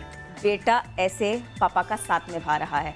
इनके वालिद 7 बरस से ही खून के सरतान ल्यूकीमिया के शिकार है। डॉक्टर्स ने इसका वाहिद हाल हड्डियों के सेहतमंद गूदे की मुंतकिली बताया, लेकिन इस वक्त लुशे खान की उम्र सिर्फ 10 बरस थी। 30 किलोग्राम वजन के बावजूद उन्होंने डॉक्टर्स से कहा कि वो अपने वालिद की जान बचाएंगे। माहिरीन के मुताबिक इसके लिए बच्चे को मजीद 15 किलोग्राम वजन बढ़ाना होगा।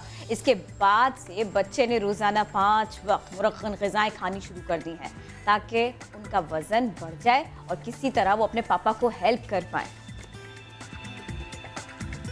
अब आपको ले चलेंगे सराय थर, क्योंकि जो यहाँ के नज़दीकी गोट हैं, यहाँ पर ख़बर यह है कि मकामी जो शिकारी हैं वो नायाब नस्ल के हिरन का शिकार कर रहे हैं और उसका गोश्त बेच रहे हैं। तहसील उमरकोट और डाहली के बेशतर इलाके ऐसे हैं जहाँ कुदरती खूबसूरती के ज़ामिन जानवर हिरन की गुज़श्ता 3 माह से नस्ल कुशी की जा रही है, जिससे इलाके में बड़ी तादाद में खूबसूरत हिरन की नस्ल ख़त्म होने लगी है। और यही नहीं, गैर कानूनी शिकार करने वाले हिरन का गोश्त भी मार्केट्स में फ़रोख्त कर रहे हैं।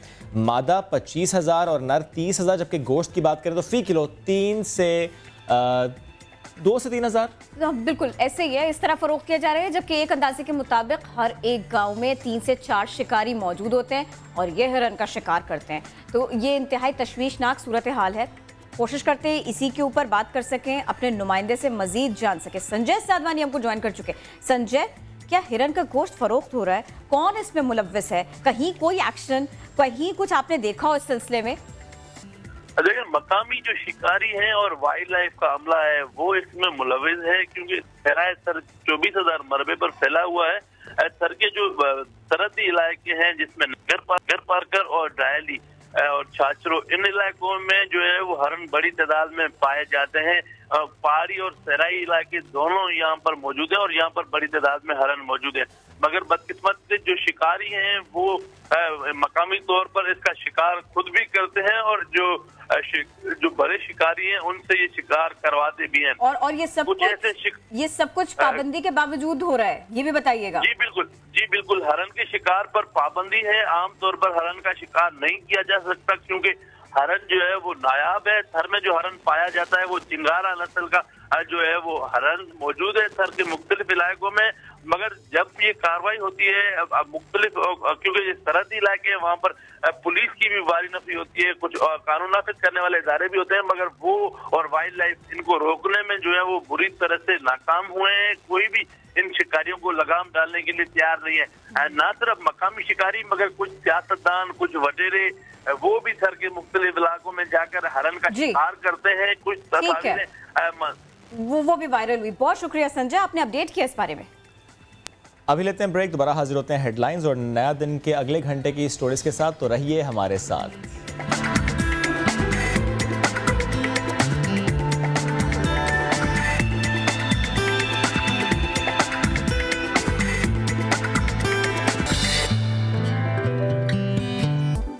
नया दिन में एक बार फिर कहेंगे खुश आमदीद।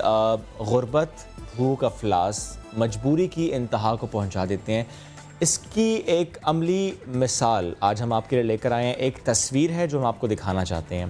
ये तस्वीर आप देखिए, ये तरक्की के दावेदार अवामी नुमाइंदों से चीख चीख कर पूछ रही है कि जब एक बच्चा कचरे के डब्बे में खाना तलाश करे तो कहाँ है हुक्मरान, कहाँ है इंतज़ामिया, कहाँ है रियासत। एक मुल्क कैसे तरक्की कर सकता है, एक मुआशरा कैसे आगे बढ़ सकता है। मुआशरे की तस्वीर है, ये बच्चे की तस्वीर नहीं है, मुआशरे की तस्वीर है, भूख और मजबूरी की तस्वीर है। और ये तरक्की हम कहाँ कर रहे हैं और इंसानियत कहाँ है, ये सारे सवाल ये तस्वीर पूछ रही है। और आपको बताते हैं कि डाउन सिंड्रोम से मुतासरा बच्चे की ख्वाहिश पूरी हो गई। हमारी ख्वाहिश ये है कि हालात बेहतर हो जाएं, जहां जिसकी ख्वाहिश पूरी हुई है हम आपको वो भी बताते हैं। अमरीकी रियासत टेक्सास में 9 साला बच्चा, इसकी खुशी का उस वक्त कोई ठिकाना ना रहा जब मशहूर ज़माना कार्टून कैरेक्टर डोनाल्ड डक से उसकी मुलाकात करवाई गई। ब्यूटीफुल। हॉलीवुड स्टूडियो के बाहर डोनाल्ड डक का लिबास पहने पहुंचे और जब पसंदीदा किरदार को देखा तो फिर गले लगा लिया। और सोशल मीडिया पर दोनों की मुलाकात की इस वीडियो को खूब सराहा जा रहा है। ये प्यारी सी बच्ची डाउन सिंड्रोम से मुतासर, लेकिन इसकी ये ख्वाहिश थी कि इस कार्टून कैरेक्टर से इसकी मुलाकात हो जाए। मुलाकात डोनाल्ड डक सबका फेवरेट है। यस, और क्या ज़बरदस्त किरण, आप देखिए रिस्पॉन्स उसका, उसके action, it's beautiful, it's beautiful. तो बाज़ लोग डोनाल्ड डक से मिलने की बाज़ बच्चे ख्वाहिश रखते हैं, बाज़ बच्चे इसकी आवाज़ निकालने की कोशिश करते हैं। यस लेकिन जो इनकी हैप्पीनेस है और जो इनका सेलिब्रेशन है, खासतौर पर ये जो मूव इन्होंने डांस किया। अच्छा किरण, बड़े सिंक्रोनाइज मूव था दोनों का। वैसे आप देखिए कितनी ख्वाहिश थी कि मिलूं। या सही फैन है। कितनी बार देखा होगा डोनाल्ड डक के हर कार्टून को। ये प्यारे प्यारे लम्हे थे, ये खुशियों के लम्हे थे। हमने आपको दिखाए भी और हमने आपको आपका बचपन भी याद दिलाया। अवामी खिदमत के जज्बे से सरशार गुर्दे और जिगर की मुफ्त पेवंदकारी करने वाले Gambat institute of medical sciences का एक और मुनफरिद कदम, मरीजों के लिए जल्द एयर एम्बुलेंस सर्विस के आगाज का फैसला कर लिया गया है। गंबट इंस्टीट्यूट इंतजामिया के मुताबिक air ambulance service air 5 foundation trust के ज़ेरे एहतमाम चलाई जाएगी और इसका मकसद लोगों के काम आना है। उनको वक्त पर इलाज के लिए एक शहर से दूसरे शहर लेकर जाना है ताकि उनकी ज़िंदगी बचाई जा सके, एक लाइफ बचाई जा सके। किसी भी वाक़े में शदीद ज़ख्मी या फिर इंतहाई तशवीशनाक हालत के शिकार मरीजों को एयर एम्बुलेंस के ज़रिए बर वक्त मुंतकिल किया जा सकेगा। और यही नहीं, एम्बुलेंस के लिए होने वाले तैयारे जदीद सहूलतों से आरास्ता भी होंगे। जो इसमें इस्तेमाल होंगे उनके अंदर हर तरह की जदीद तरीन फैसिलिटी मौजूद होगी। ज़बरदस्त। उसमें मजीद बात करेंगे। हमारे साथ मौजूद हैं कैप्टन सैयद आसिफ रजा साहब, आप चेयरमैन हैं एयर 5 फाउंडेशन के। Welcome. Captain Syed Faizan Ali, CEO air 5 foundation, thank you so very much. और PRO गंबट इंस्टीट्यूट इसरार कादिर साहब, आपका भी शुक्रिया। पहले आप इसे गुफ्तगू का आगाज़ करेंगे। आगाज़ कब होगा इस सर्विस का, ये मुझे बताएं। हम सिंध गवर्नमेंट से अप्रोच कर रहे हैं CM से, और कि जल्दी इनोग्रेशन के लिए वो हमारे पास आएँ एक्चुअली। और दूसरा ये है कि सिंध गवर्नमेंट की सपोर्ट के सिवा हम नहीं चल सकते। गंबट इंस्टीट्यूट तो ड्यूली काम कर रहा है, अदरवाइज भी क्योंकि एक मेजर फंड वहीं से आया था पहले भी। जी, क्योंकि MSS मेडिकल सुपरिटेंडेंट जो हर डिस्ट्रिक्ट में होते हैं, वो केस हमें रेफर करेंगे तो हम पिक करेंगे ना पेशेंट को। टाउन हेल्थ ऑफिसर्स होंगे, वो हमें रेफर करेंगे तो हम तो ऐसे मैं इसको थोड़ा एलेबोरेट करें। डिटरमिन कैसे होगा कि ये स्पेसिफिकली पेशेंट है जिसको एयर एम्बुलेंस की जरूरत पड़ सकती है और इसको हमें प्रोवाइड करनी है? वो हमें हेल्थ डिपार्टमेंट प्रोवाइड करेंगे, क्योंकि जैसे ही इमरजेंसी केस सबसे पहले सिविल हॉस्पिटल, हर डिस्ट्रिक्ट के civil hospital town health office में जाता है, और सेकेंडली वो हमें रेफर करेंगे ऑन कॉल। इसके लिए हमें एक कॉल सेंटर की सपोर्ट चाहिए हर डिस्ट्रिक्ट में, ताकि वक्त ज़ाया नहीं हो। और उसके बाद एयर स्ट्रिप्स चाहिए जिन जिन शहरों में है, और जो बड़े कैपिटल सिटी हैं वहाँ पे तो ऑलरेडी हैं, और कुछ हमने एक घोटकी में है, सखर में है, Gambat institute of medical sciences institute बनवा रहा है। ओके, अपनी जगह। बिल्कुल मुख्तसरन ये भी बता दीजिएगा साथ में कि इस सारे प्रोसीजर में कितना टाइम लगेगा? मैक्सिमम टाइम हम 1 से 1.5 महीने में इनोग्रेट कर लेंगे इंशाल्लाह। ठीक है, 1 से 1.5 महीने। और हमारा जो डिस्टेंस है रैपिड, हमारे Gambat institute of medical science Pakistan की हिस्ट्री में 24 hour rapid response building ready हो चुकी है। जैसे ही जहाज़ एयरबोर्न हो जाएगा, लैंड करेगा, तो 71 सेकंड में पेशेंट ऑन बेड।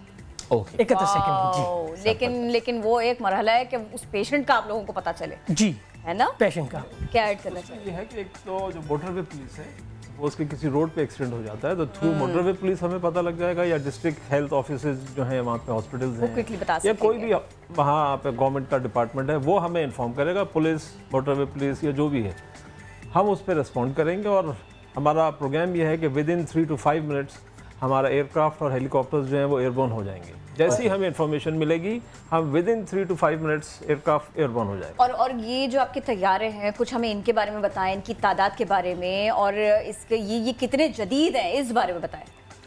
देखिए, इस वक्त जो हमारे पास है वो सेस्ना 206 एयरक्राफ्ट हैं, जिसमें 2 स्ट्रेचर्स आ सकते हैं, पैरामेडिक्स, डॉक्टर और 1 पायलट आ जाएगा उसके साथ। अभी हम इंडक्ट कर रहे हैं सेस्ना 208 ग्रैंड कैरावन है, well equipped most modern aircraft है, हाई स्पीड है, 185 नॉट्स पे खुला है। सपोज अगर हम सक्कर से कराची किसी पेशेंट को शिफ्ट करना चाहें तो विद इन 48 to 50 मिनट्स हम यहाँ लैंड कर जाएंगे, सही, कराची। अच्छा, इसी तरीके से हम जो ऑपरेटिंग बेस है वो हमारा सक्कर होगा, फर्स्ट ऑपरेटिंग बेस सक्कर में है। ठीक है। गंबट में एक रनवे और एक हेलीपैड कंस्ट्रक्ट कर रहे हैं, काम स्टार्ट हो गया है उसका, सही। और बहुत जल्द वो इंशाल्लाह कंप्लीट हो जाएगा। तो फिर हम बाई एयर ही गंबट में पेशेंट्स को ड्रॉप करेंगे। ये सारी की सारी फैसिलिटी फ्री है या इसके कोई चार्जेस ये है? 100% फ्री है।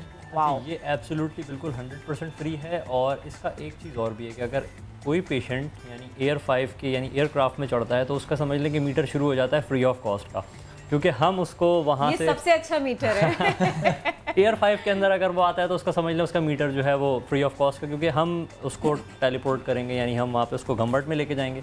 तो घंबट जो है वो तमाम फैसिलिटीज़, तमाम मेडिकल, जो भी उसकी फर्स्ट एड की नीड है या जो भी मेजर ऑपरेशंस है वो फ्री ऑफ कॉस्ट उसको देगा। तो एयर 5 का काम है सिर्फ उस पेशेंट को वहाँ से कैरी करना, और उसकी या तो डिज़ायर्ड लोकेशन, यानी अगर वो खुद से हमसे रिक्वेस्ट करे कि हमने उसमें कहीं बड़े हॉस्पिटल में जाना है, आगा खान लियाकत नेशनल, वो अलग केस है। खुद को अगर रिक्वेस्ट करता है उससे भी यानी इन केस करेंगे। कोई रैपिड रिस्पांस के तौर पे अगर कोई आता है, यानी हमारे पास कोई क्यूरी आती है कि जी आपने इस पेशेंट को अर्जेंट ट्रांसफ़र करना है, तो हम उसको फर्स्ट प्रायोरिटी के ऊपर पिक करेंगे और घंबट पे उसको टेलीपोर्ट करेंगे, आगे घंबट के अंदर उसको स्टेबलाइज करके फिर उसके बाद उसकी मरीज़ की अपनी मर्जी है। क्या लगता है आपको इस वक्त जो सिचुएशन है विद रिस्पेक्ट टू सिंध, मुझे बताएं कितने पेशेंट्स ऐसे होते हैं जो इस वजह से उनको ट्रीटमेंट नहीं मिल सकता क्योंकि वो पहुंच नहीं पाते? अच्छा, मैं इसके ऊपर आपको एक चीज़ थोड़ी सी ऐड करना चाहूँ, यानी इस जो हमने शुरू कर रहे थे, तो पहले हम जिस ऑर्गेनाइजेशन वगैरह में थे तो वहाँ पे एक बहुत, यानी अब आज तक मुझे आवाज़ यानी जो है वो कानों में गूंजती है, एक लड़की की कॉल आई, यानी कोई तकरीबन 10 साढ़े 10 बजे का टाइम था,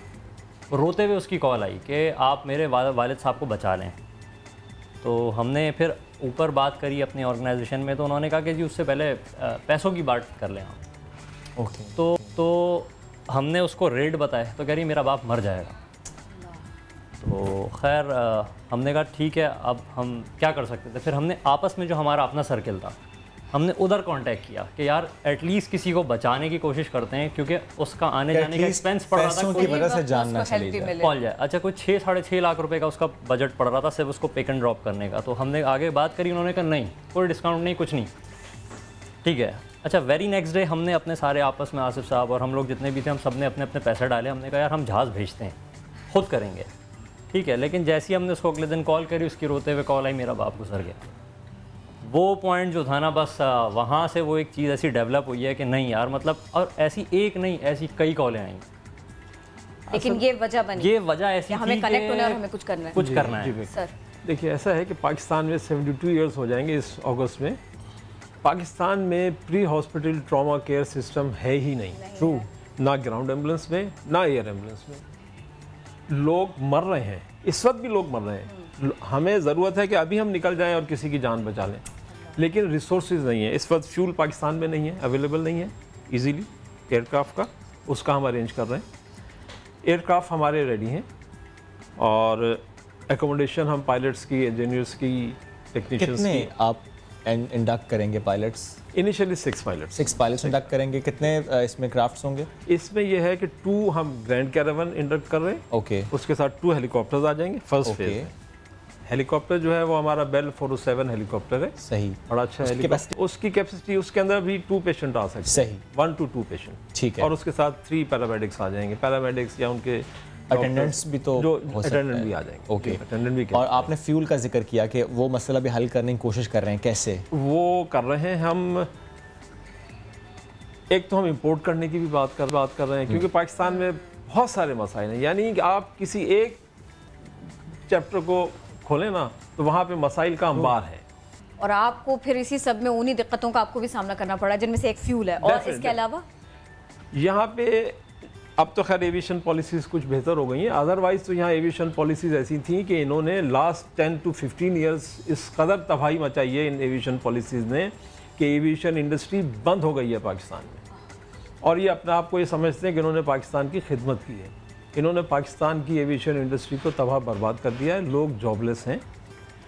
बहरहाल हम अपने सब्जेक्ट पे आते हैं कि हमारे जो एयरक्राफ्ट होंगे उसमें most modern life support equipment होगा, जिसको advance life support equipment equipped होगा एयरक्राफ्ट। उसमें फ्लाइट सर्जन्स होंगे, पैरामेडिक्स होंगे, ट्रेंड, यानी जो ट्रीटमेंट अर्जेंट रिक्वायर्ड है और जितनी पॉसिबल आप प्रोवाइड कर सकते हैं वो उस एयरक्राफ्ट में दी जाएगी। देखिए हम ये करेंगे, हमारे जो मोटो है वो ये है कि हम हॉस्पिटल के आईसीयू को उठाकर on the scene of accident. ये एक जबरदस्त जुमला था। मैं इसके ऊपर आपको एक चीज़ ऐड करना चाहता हूँ। जर्नल ऑफ सर्जरी की एक रिपोर्ट थी 2017 में, उन्होंने उस पर रिपोर्ट की कि 4300 केसेस रिपोर्ट हुए एक्सीडेंट के। सही, ठीक है, उसमें से 2400 के करीब पेशेंट एक्सपायर हो गए। अच्छा, एक्सपायरी की रीज़न क्या थी कि जो एम्बुलेंस उसको पिक करने गई थी उसने उसको प्रॉपरली वेल मैनेज करके उसको पिक नहीं किया, लिहाजा वो रास्ते में ही उसका कोई ऐसा पॉइंट प्रेशर टूटा या कुछ इस तरीके की चीज़ें हुई, वो at the spot he expire हो गया। यानी वो सेव कर सकते थे आप उसको, उसकी ज़िंदगी बच सकती थी अगर आप उसको एट द स्पॉट, यानी आपके पास अगर पैरामेडिक स्टाफ होता तो उनको पता होता है कि यार आपने किस पेशेंट को किस तरीके से कैरी करना है, क्या चीज़ रिक्वायर्ड है। ये तो एक बहुत बड़ा मसला है पाकिस्तान में, ये भी है कि इवन ऑक्सीजन मौजूद नहीं है एम्बुलेंस में और वो पेशेंट एक्सपायर। हमारे जहाज में टेलीमेडिसिन भी होगी। What's that? वो कनेक्ट होगी नीचे ग्राउंड से, हमारा डॉक्टर ग्राउंड में बैठे होंगे वीडियो लिंक पर, वीडियो लिंक वो बताएगा कि अच्छा इस पेशेंट की कंडीशन है तो ही नीड दिस असिस्टेंस। जी, टेलीमेडिसिन आप लोग सारा कुछ कर सकेंगे इतनी आसानी से। जी, ये सब कुछ देखें, फ्यूल का मसला, एयरक्राफ्ट्स लेने हैं, पायलट, सॉरी आपकी बात भी करते हैं, पायलट्स भी आएंगे, बहुत से चीज़ें आप देख रहे हैं, इतनी ज़्यादा फाइनेंशियल एक्टिविटीज इसमें इन्वॉल्व हो रही हैं, तो how will you manage this? एक तो हम जनरल पब्लिक, इंटरनेशनल डोनर्स और सबसे सपोर्ट हमें सिंध गवर्नमेंट की चाहिए ग्राउंड। हम मतलब अगर मैं फॉर एग्जांपल पूछूं एग्जैक्टली फंड्स कितने दरकार हैं 6 महीने के लिए सब ऑपरेशंस को कैरी करने के लिए? सब कितने दरकार? अप्रॉक्सीमेट 75 लाख पर मंथ का हमारा एक्सपेंडिचर है। 75 लाख पर मंथ, इसमें आपके मेजर सपोर्ट सिंध गवर्नमेंट की रिक्वायर्ड। और सिंध गवर्नमेंट से इस सिलसिले में आप लोगों के साथ में कोई राबिता, कोई यकीन दहानी?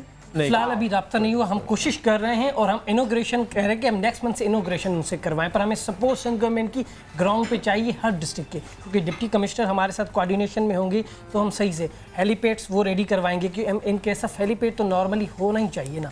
चलो रनवे तो ग्राउंड सपोर्ट तो जाहिर है आपको गवर्नमेंट की सपोर्ट से चाहिए, लेकिन मुझे फाइनेंशियल एस्पेक्ट बताएं, वो गवर्नमेंट से कितना चाहिए? फाइनेंशियली हम जितने ज़्यादा वो कर सकें। हम देखें, हम अगर नहीं करते तो हम फिर भी करेंगे। हमारा विजन, हमारा विजन यही है। हम इसीलिए आपके फोरम से भी, हम समा से भी अपील करते हैं, तमाम मीडिया चैनल से भी यही बात आप अपील कर सकते हैं, बिल्कुल अपील करते हैं कि आप एयर 5 का बिल्कुल साथ दें और हमारे लिए फंड रेजिंग में और आगे बढ़ चढ़ के जिसकी भी जो भी इस्तेताअत है वो अपनी इस्तेताअत के मुताबिक कंट्रीब्यूट। ये सब हमारे अपने देखें, इसमें सब अपने, इसमें कल को आपका भी कोई हो सकता है, मेरा भी करीबी हो सकता है, हम खुद हो सकते हैं, सब में से कोई भी हो सकता है, इसको रिक्वायर्ड हो, किसी को भी इसकी जरूरत पड़ सकती है। इसलिए सब ने साथ देना है। गवर्नमेंट इंस्टीट्यूट का ये जबरदस्त स्टेप है जो कि आप उठाए जा रहे हैं। इसको ये बेसिकली ये इसको थोड़ा सा डिफरेंशिएट ये करें कि एयर 5 इटसेल्फ एक ऑर्गेनाइजेशन है, इनका MOU साइन हुआ है घम्बर्ट इंस्टीट्यूट के साथ, ठीक है, यानी उस MOU के तहत घम्बर्ट हमें ये फैसिलिटीज प्रोवाइड करेगा, हम उनको एयर एम्बुलेंस की सर्विस प्रोवाइड। और आपकी अच्छी सर्विसेज के लिए फंड्स दरकार है, सिंध हुकूमत थोड़ा सा जागिए और इन लोगों की हेल्प भी कीजिए, बहुत जरूरी, बहुत अच्छा काम ये कर रहे हैं। बेहद शुक्रिया आप लोगों की आमद का। मेरे पास सिर्फ 5 सेकंड से जल्दी बोलिए। मतलब Balochistan government and Punjab government से भी हमारी रिक्वेस्ट है, KPK गवर्नमेंट से भी रिक्वेस्ट है कि हम उस एरिया को भी कवर करेंगे। तो हमारी सर्विसेज कोटा ये आपने अच्छा क्लियर किया है। मतलब बलूचिस्तान एयर 5 सब के लिए काम करना चाहते हैं, सबके लिए काम करना चाहते हैं हुकूमत पाकिस्तान। प्लीज सुनिए, बहुत शुक्रिया आप लोग हमारे साथ थे। मैं क्विकली कुछ खबरें भी दे देती हूँ। क्विकली आप खबर कैसे देंगे सुस्त तरीन बिल्ली की? यही तो टैलेंट है ना, देखें सुस्त तरीन बिल्ली की बात जानिए। अमेरिका की लैला को बिल्लियों में सबसे सुस्त करार दिया जा रहा है। बर्गर खाती है चीज वाले। इस सुस्त बिल्ली का गैर मुल्की मीडिया पर भी खूब जिक्र है, खूब चर्चा है, खूब तस्करा है। इसकी सेहत से अब मालिक भी परेशान है, इसीलिए इस बिल्ली को ट्रेडमिल पर वर्जिश कराई जा रही है। अगर ये हम अपने इलाके में हाजिर आ जाए ना और यहाँ पे किसी इंसान ने भी वर्जिश करनी हो, ट्रेडमिल ले ले, इस पे कपड़े सूखते हैं, तौलिए सूखते हैं, लेकिन यहाँ पे क्या होगा, ये सुस्त से क्या चुस्त बनाई जा सकेगी? अच्छा, परेशानी बढ़ रही है फिलहाल तो बस इतना ही है। परेशानी पता क्यों बढ़ रही है? क्योंकि वो ट्रेडमिल पर भी ना सुस्त रवैया दिखा रही है ये मानो बिल्ली। एनीवेज अब जरा फिर से मेरा ख्याल है कि आगे बढ़ जाना चाहिए। ओके ठीक है, जादूगर की बात करें?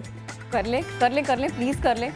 अमेरिकन आओगे वापस तो बात करेंगे ना यार, वापस ही नहीं आ रहे हमारे पे। बिल्ली पे खो के रह गए हो। बिल्ली कह रही है मैंने चलना ही नहीं है ट्रेडमिल पर, आप कहते हैं हमने बिल्ली दिखानी है। एनीवेज जादू कर दिया हमने, और जादू की अगली खबर आपके लिए ले आए क्योंकि अमेरिकन मैजिशियन, उन्होंने उनके बारे में ये मशहूर था किरण कि वो दरिया में अगर पैर और हाथ बांध कर गोता लगाए तो फिर जिंदा निकलने में कामयाब हो जाते थे। लेकिन इंडिया का एक जादूगर ये मशहूर करतब दोहराना पड़ गया है, दोहराना महंगा पड़ गया है। जादूगर चंचल लेरी को इंडिया की रियासत मगरबी बंगाल के दरिया होगली में हाथ पैर बांधकर जादुई करतब दिखाते हुए बहिफाजत तैरकर किनारे तक पहुंचना था, लेकिन इस करतब में मुमकिन नाकामी के बाद से वो लापता है। पुलिस के मुताबिक लेरी की तलाश अभी भी जारी है और उनको इस वाक़े की इत्तला उन तमाशाइयों ने दी जिन्होंने उन्हें दरिया में डुबकी लगाते देखा था। उन्होंने फड़ो जिन्होंने डुबकी लगाई है, अभी तो इनको ढूंढा जा रहा है।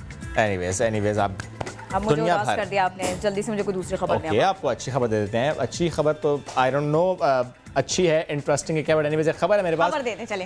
इंटरनेट सारिफिन की तादाद रोज़ बरोज़ बढ़ रही है और इंटरनेट सारिफिन की तादाद अब 3.8 अरब तक पहुंच गई, जो कुल आलमी आबादी के निस्फ से ज़ायद हिस्से पर मुश्तमिल है। और इंटरनेट सारिफिन का 53% एशिया पैसिफिक में, 15% यूरोप में, 13% अफ्रीका और मशरिक़ वस्ता में, 10% जबकि 9% शिमाली अमेरिका में है। और अगर तादाद के एतबार से 21% शरह के साथ चीन अव्वल नंबर पर है, 12% शरह के साथ भारत दूसरे और 8% के साथ अमेरिका तीसरे नंबर पर है। इस लिस्ट में तुर्की का नंबर 15वां है। ब्रेक के बाद वापस आते हैं। वो ब्रेक कैसे दूर होगा?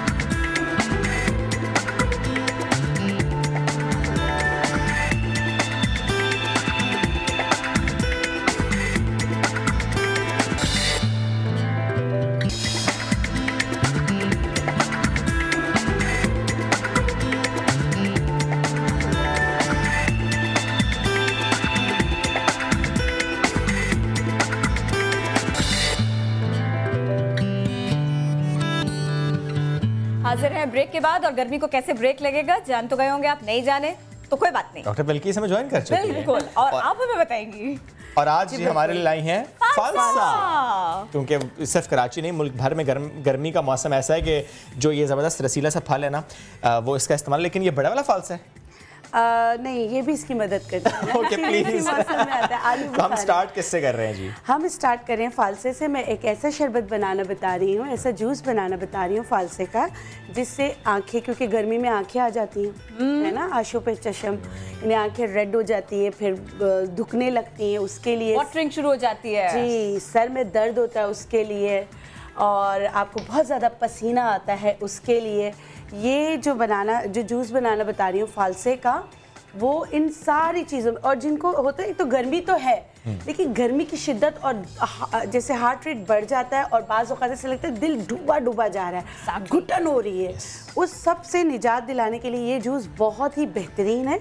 इसको बनाएं। और हर वक्त आपको महसूस होता है कि मेरे हाथ में बिजली का बिल आ गया, आंखों के सामने अंधेरा छा गया, उसके लिए नहीं, अगर बिल देखना है तो उससे पहले ये जूस पी लें, या बिल देखने के बाद पी लें। नहीं, बिल से पहले पी लें। इसका नया नाम है हौसला जूस। हौसला जूस, बिल्कुल। आज हम हौसला जूस बनाएंगे। आपको हौसला मिल जाएगा कि आप बर्दाश्त कर लेंगे बिल को देखकर, आंखों के आगे अंधेरा नहीं छाएगा और डिजिट सही नजर आएंगे। उसके लिए आपने क्या करना है, कोई ऐसा जूस बनाए कि डिजिट्स कम नजर आए। वो हमें ही कम नजर आएंगे, बिजली वालों को नहीं, बैंक वाले को ना, जिसने बिल हमारा लेना होगा। हाँ ये तो है, ना चलाओ तो भी बिल आ ही जाता है। बस ओके, बहस लंबी हो जाएगी, मैं अपने तक प्लीज।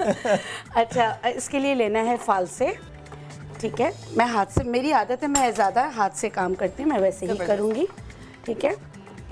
आपने तकरीबन 1 कप, ये फालसे ज़्यादा है, मैं 1 कप ले रही हूँ। इसमें मैं डालूँगी तकरीबन जो है 7 अदद आलू बुखारे। बहुत पसंद है आलू बुखारा। आलू बुखारा इनका जब कॉम्बिनेशन बनता है ना, तो ये एक ऐसा मल्टीविटामिन जूस बनता है जो आपको बहुत फायदा देता है। शुक्र है 7 से ज़्यादा है तो एक लिया जा सकता है।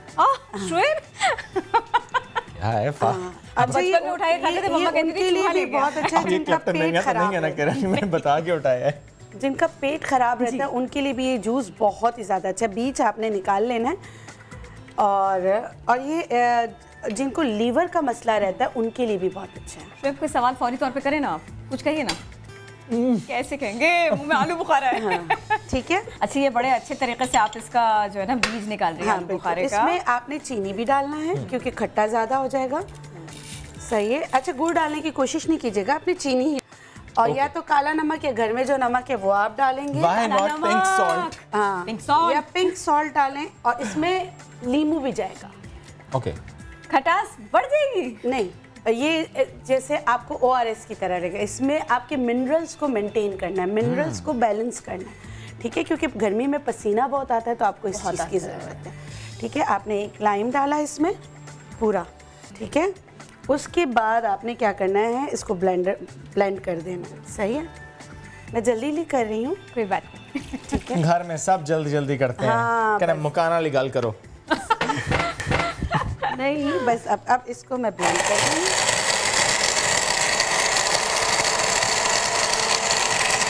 आजमा के देखिएगा, बहुत ही बेहतरीन सा ये जो जूस बनता है।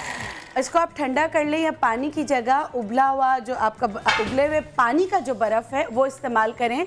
हमारे यहाँ एक ये रॉन्ग प्रैक्टिस है कि क्या करते हैं, हम बहुत सारा पानी वानी घर में उबाल लेते हैं और बर्फ़ बाज़ार से मंगा के उसमें डाल देते हैं, बेड़ा गर्क कर देते हैं, उसका बेड़ा गर्क कर देते हैं। उससे अच्छा है कि आप क्या करें कि उस जो आपने बर्फ़ मंगाया है, आपने वो बर्फ़ मंगाया उसमें खूब सारा नमक डालें, टब में डालें, उसको करची करची करें, इनको बॉटल्स में डाल के बीच में रख दें। ओके, तो ये ठंडा हो जाएगा और आप हेपेटाइटिस ए से बचेंगे और दूसरी जो बहुत सारी दूसरी बीमारियां हैं उससे बचेंगे। उस बर्फ़ को आप यूटिलाइज भी कर सकेंगे। अब मैं ये नहीं कह सकती क्योंकि बिजली इतनी जाती है कि ना आप बर्फ़ ना मंगाएं, आप मंगाएं मगर प्लास्टिक के टब में रख कर नमक डाल के, नमक डालेंगे तो वो पिघलेगा नहीं। और इनको ड्रिंक्स में नहीं डालें। हाँ, इनको साफ बॉटल्स में भर के बीच में रख दें, आपका नेचुरल जो है ना वो बन जाएगा। बेहतरीन। ठीक है, ये हमारा जूस बन गया है। अच्छा, कुछ लोग क्या कहते हैं कि ना इसको कहते हैं कि छान के पी लें, कुछ लोग कहते हैं नहीं छान के पी, कुछ भी नहीं है, ना चाहे पी लें, नहीं पीना चाहे नहीं पिए। नहीं पीना चाहिए, क्यों ना पिए। नहीं मतलब नहीं, इसका बीज है, बीज निकाल, इसको इतना अच्छा ब्लेंड कर लें, इसके बीज का कोई नुकसान नहीं है कि मतलब कि ना कोई ये गुर्दे में पत्थरी बनाएगा ना कुछ। जो ऐसे बात लोग कहते हैं, तो मेरे हिसाब से मेरे स्कूल्स ऑफ थॉट इसको नहीं मानती। ये फाइबर की तरह जो है ना, जैसे चेरी का बीज फेंक देना चाहिए, चेरी का बीज ऑब्वियस वो फेंक देना चाहिए, लेकिन इसका बीज आप बहुत क्यूट है। और हाँ, सिर्फ ये मैं कहूँगा कि बच्चों के लिए आप जरूर बीज निकाल दें, अगर आपने फीडर में उनको देना है। हाँ, फीडर में देना है तो आप बीज निकाल दें। तो सिर्फ बोल रहे हैं। अच्छा, अब ये तो आपने बहुत प्यारा, बहुत अच्छा सा ड्रिंक बना दिया ना। ये प्लेट में मजीद क्या क्या है मैं आपको बताती हूँ। अब फालसे है तो आपकी ब्यूटी के लिए बहुत अच्छा है। ये सहरा के बेरी है, जैसे एक होता है ना कि शहतूत जो है वो पहाड़ों पे उसकी बेरी है, तो ये भी हमारा सहराई बेरी ही है। सहराई बेरी। और तो ये बेरीज का जितना एंटीऑक्सीडेंट का काम होता है वो सब ये करता है, तो हम इसके ब्यूटी में भी इससे बहुत ज़्यादा फायदा उठा सकते हैं। कैसे हम उसके लिए हमें बीज निकालना है क्योंकि वो स्क्रबिंग में नहीं है। ठीक है, तो बहुत ज़्यादा अच्छे से पके हुए जो फालसे होते हैं आप हाथ से ब्लेंड कर लें। सही है, जितना आप हाथ से काम करेंगे थोड़ा क्लोज इंसर्ट बन सकता है। हैंड्स की जो एनर्जी होती है ना वो बहुत अच्छी थी। मैं यहाँ रख लेती हूँ, अगर इस तरह मैं हेल्प कर देती हूँ। ये मैं देखिए मैं थोड़ी थोड़ी चीज़ें ले रही हूँ, मगर ये इतना ज़बरदस्त ये एक आपका स्क्रब बनेगा, फेशियल स्क्रब बनेगा जो आपकी फेस से इम्प्योरिटीज़ को दूर करने में आपकी मदद करेगा। इसमें कुछ ऐड भी करना है? जी बिल्कुल करूँगी। आपने इसमें चीनी ऐड करना है। ओके, लैक्टिक एसिड आ जाएगा इसमें, विटामिन सी का सोर्स हमें इससे मिल गया। उसके बाद मैं लूँगी इसमें गुलनार यानी अनार के फूल। अनार के फूल का ये वाला पार्ट जो है ये नहीं लेना है, अंदर से लेना है, जो फ्लावरी, जी। इसका जो हिप है वो नहीं लेना है, जिसमें ये लगा हुआ है वो नहीं लेना है। ग्रीन ब्राउन सा पार्ट नहीं, लाल ये बिल्कुल देखिए इस तरह, ये आपको लाल ही चाहिए तो आपको लाल चीज़ चाहिए। ठीक है, ये ब्राउन है, ये आपको नहीं है, सही होगा तो आपने दो से तीन या आप ऐसा करें इसका बना के रख लिया करें ना, खराब भी नहीं होता। अच्छा, इसको भी फेंकने की जरूरत नहीं, अगर जिनको बहुत ज्यादा लूज मोशन रहते हैं इसको उबाल के इसका कहवा बना के पी लिया। ये जो ग्रीन पोर्शन आप अलग कर रही हैं। जी बिल्कुल, जो अलग कर रही है उसको फेंकने की जरूरत नहीं। अच्छा, ये देखिए ये सारी चीजें मैंने मिला ली और बहुत ही कम तादाद में मिलाई है। ठीक है, फालसा कितना था इसमें? 2 से 3 फालसे। अच्छा, अब मैं आपको बता रही हूँ कि मैंने इसमें ये मिला लिया, मैं पानी नहीं डाल रही हूँ। मैं क्यों नहीं डाल रही हूँ? मैंने बहुत कम मिकदार ली है। अब इसको हम छोड़ देंगे तो चीनी अपना पानी छोड़ देता है। अच्छा, मैं पूछने वाली थी, वो तो बहुत चुभेगी चीनी। नहीं चुभेगी चीनी, ऐसे नहीं चुभेगी। हाँ, चीनी डिसॉल्व हो जाएगी। चीनी का जो पानी है वो इसके अंदर चला जाना चाहिए और हाथ से ही करना है। बेहतरीन स्क्रब बनेगा जो आपकी टोन को जो है 1 स्टेप से 2 स्टेप आगे ले जाने में आपकी मदद करेगा। और फौरन आप किसी पार्टी में जा रहे हैं, शाम में आपके घर में फंक्शन है, आप ब्यूटी पार्लर नहीं जा सकते, तो आप एक दफ़ा ये करके देखिए। और इसके कोई साइड इफेक्ट्स नहीं है, ये बेहतरीन है। हाँ, इसका एक साइड इफेक्ट हो सकता है अगर आपकी स्किन पे कोई एलर्जी है, आपकी स्किन बहुत ज़्यादा ड्राई है, तो लैक्टिक एसिड फिर वो उसको और मजीद ड्राई एग्रीवेट कर सकता है। और ड्राई स्किन के ऊपर तो वैसे भी स्क्रबिंग अवॉइड करनी चाहिए। जी बिल्कुल अवॉइड करनी चाहिए, लेकिन उनको भी मायूस नहीं होना चाहिए कि वो फालसे का कैसा वो कर सकते हैं, किस तरह उसका फ़ायदा होता है। आप फालसा का जूस ले लें, उसको निचोड़ें, उसमें कोकोनट ऑयल डालें, ओके, और थोड़ा सा कलौंजी का तेल डालें, उसको मिक्स करें और लगा लें। यानी ड्राई स्किन के लिए ये जी, कलौंजी का तेल और कोकोनट ऑयल एक मैजिक ऑयल बन जाता है जो ड्राई स्किन के लिए बहुत अच्छा होता है। और उसमें आप फालसा ऐड कर लें और फालसे का जूस, यानी जो पके हुए फालसे उसका जूस ऐड कर लें, फिर आप वो लगाएं तो बहुत बेहतरीन बन जाता है। एक और चीज़ मैं बताना चाहूँगी, क्योंकि ये जो फालसे होते हैं इसको आपने क्या करना है, इसको सुखा कर रखें।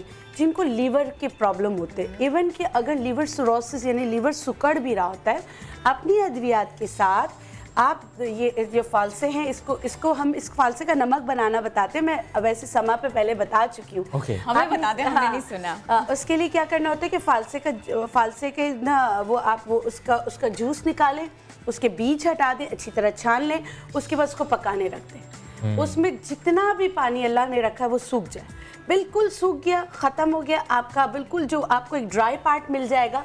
उसको अच्छी तरीके से आपने क्या करना है, सुखाने के बाद एयर टाइट बॉटल में डालकर आप फ्रिज में रख दें। और उसमें से आपने क्या करना है, 1/4 टीस्पून डेली आपने इस्तेमाल करना है सुबह खाली पेट। आप देखेंगे कि आँखें पीली रहती हैं, अच्छी होना शुरू हो जाएंगी।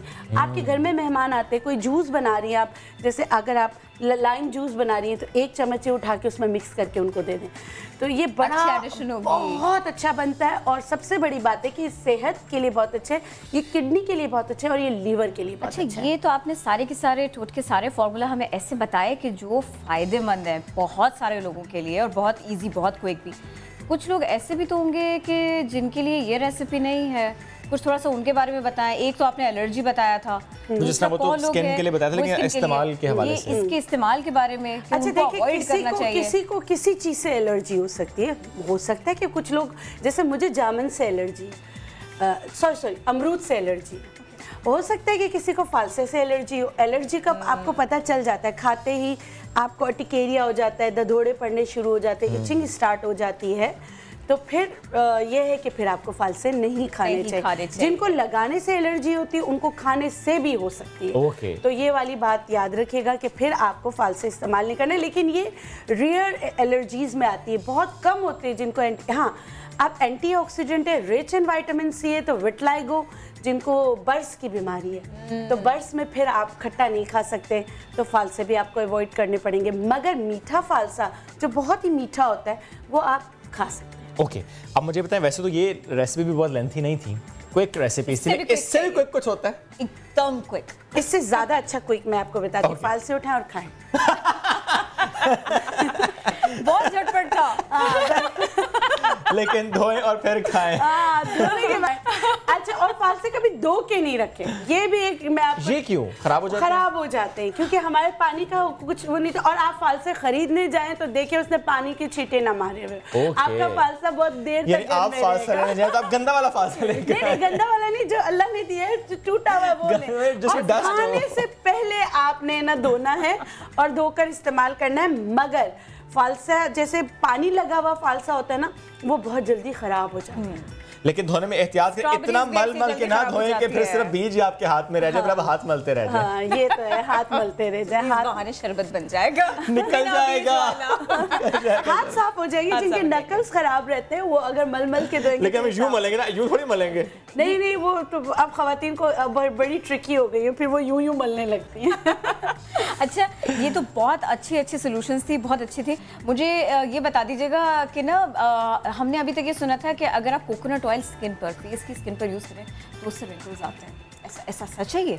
नहीं, अगर सही वाला कोकोनट ऑयल इस्तेमाल करें और आपको सूट करता है तो रिंकल्स कभी भी नहीं आएंगे। ये हाइड्रेट करेगा ना, हाइड्रेट करेगा तो देखिए ऑयल पेनिट्रेट कभी भी नहीं हो सकता। एक और आपने पूछा तो बता दूं, ऑयल को जब भी आपको पेनिट्रेट करना है थोड़ा सा पानी के साथ करना है। सर पे भी पानी के साथ ही आपने ऑयल लगाना है। पानी को जल्दी से मिक्स किया, दोनों आपस में मिक्स नहीं होंगे मगर वो आपकी एब्जॉर्प्शन में आपकी हेल्प करेगा। तो कोकोनट ऑयल कभी भी आप ड्राई स्किन पे नहीं लगाए, हमेशा थोड़ा सा स्प्रे किया, रोज वाटर का किया या पानी का किया, उसके ऊपर लगाए।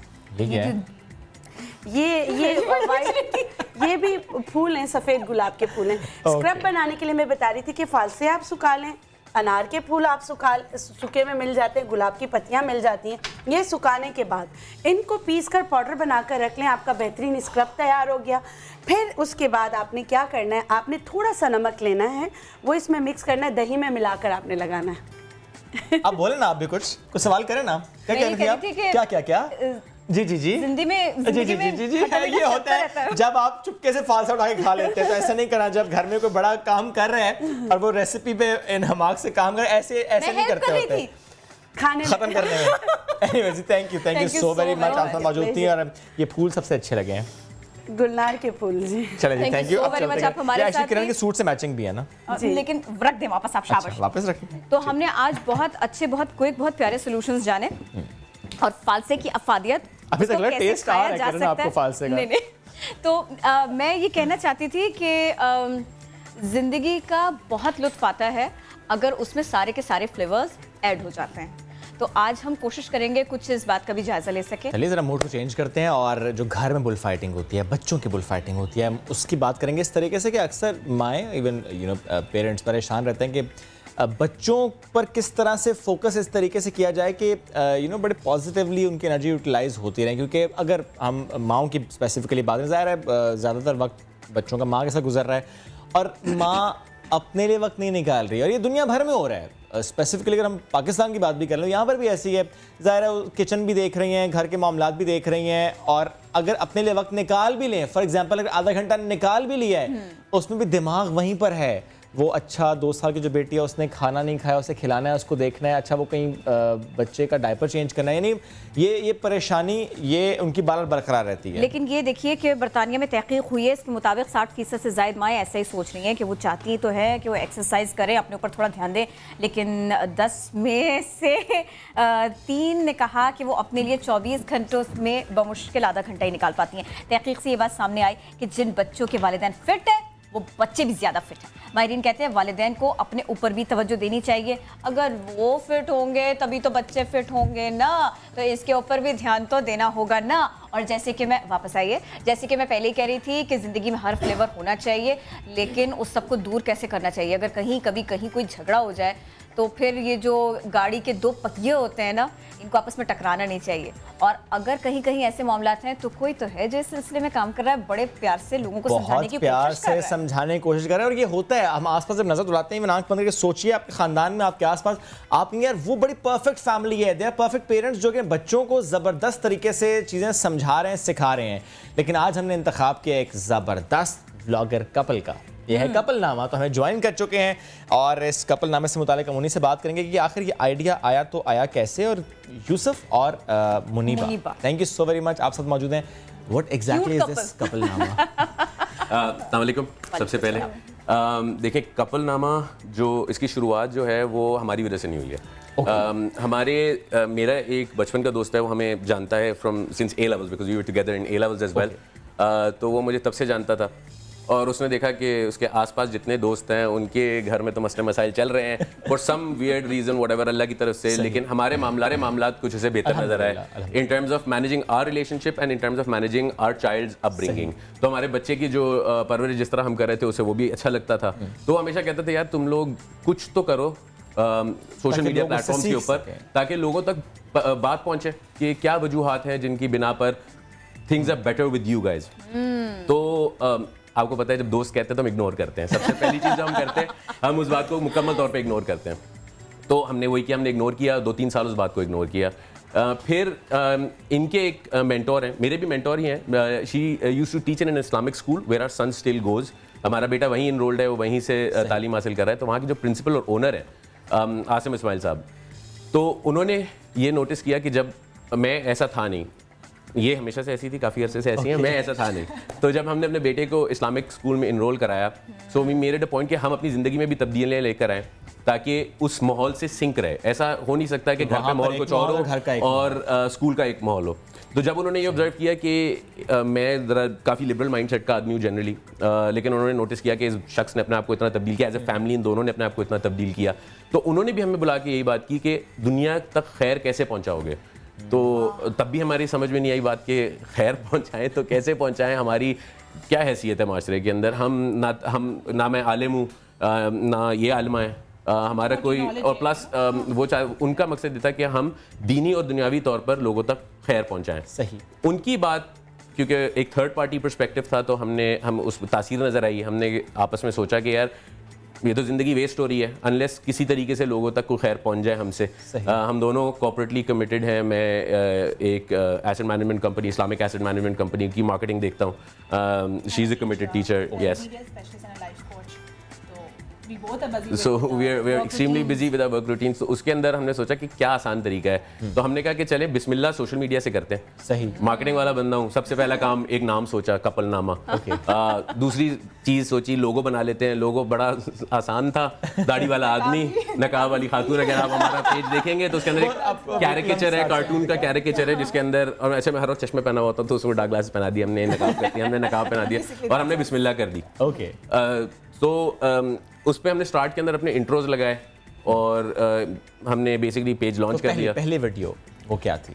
अच्छा, हमने इसको करके प्लान थी, प्लान आपको अभी पता चलेगा किस लेवल की प्लानिंग करते हैं हम लोग।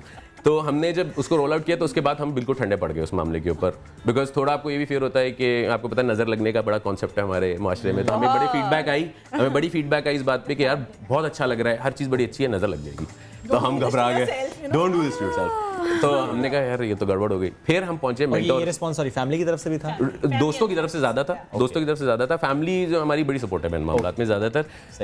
तो हुआ ये कि इवेंचुअली फिर हम अपने बच्चे के स्कूल गए पेरेंट टीचर मीटिंग पे और मेंटोर साहब से मुलाकात हो गई और मेंटोर साहब ने कहा कि तुम लोगों ने एक चीज़ शुरू करके छोड़ दी, ये क्या मजाक है। तो उन्होंने हमें बड़ी गर्द, हमने उनको समझाया वजह क्या है। तो उन्होंने कहा यार दुआओं का एहतमाम करो, खैर का काम नज़र लगने के से कब से रुक सकता है। बिल्कुल सही। जब उन्होंने कहा कि आप दुआओं का एहतमाम करें तो हमने कहा चले भाई। और आपको पता है वीडियो पहली कब बनी थी? उस दिन स्कूल से बाहर निकले, गाड़ी के अंदर कैमरा फोन का उठाया और वीडियो बना डाली, बिकॉज उस दिन she will tell you better, उस दिन ऑब्जर्व क्या किया था। He observed that majority of the mothers were there on the PTM and fathers were not there. तो he was like, you know, that's बच्चे की परवरिश दोनों की रिस्पॉन्सिबिलिटी है, सिर्फ माँ की नहीं है।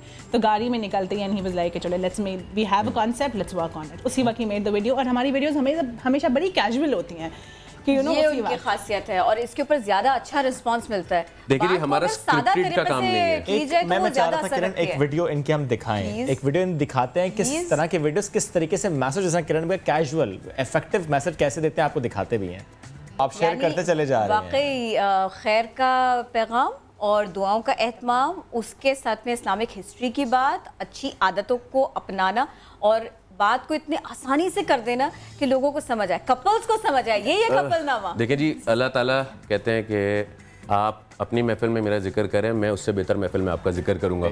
तो हमने सोचा कि इसी बहाने शायद अल्लाह अपनी किसी महफिल में हमारा जिक्र कर दे तो हमारी आखिरत आसान हो जाएगी।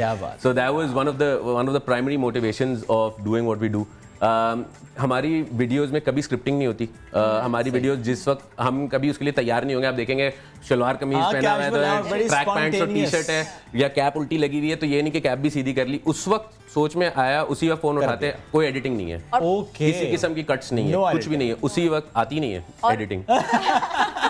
तो बट ये this something that I would want to explore कि मैं ये सब चीजें जरा सीख लूं ताकि ऑडियंस के कान और आंखों पे इतना जोर ना पड़े कि उनको 10-12 मिनट की वीडियो देखनी पड़े, जरा क्रिस्प हो जाए चीजें, थोड़ी सी और बेहतर हो जाए। अच्छा मुझे ये बताइए कि फिर इस सब के बाद में लाइक करना, शेयर करना ये तो फौरी हो जाता है, लेकिन क्या लोग ऐसे एक्सपीरियंसेस शेयर करते हैं कि ये वीडियो उनको कितनी काम आई, या आप please Couplenama help me help us, ऐसी बातें आती हैं, ऐसे मैसेजेस आते हैं? She will tell you the outcome of the first video that we did.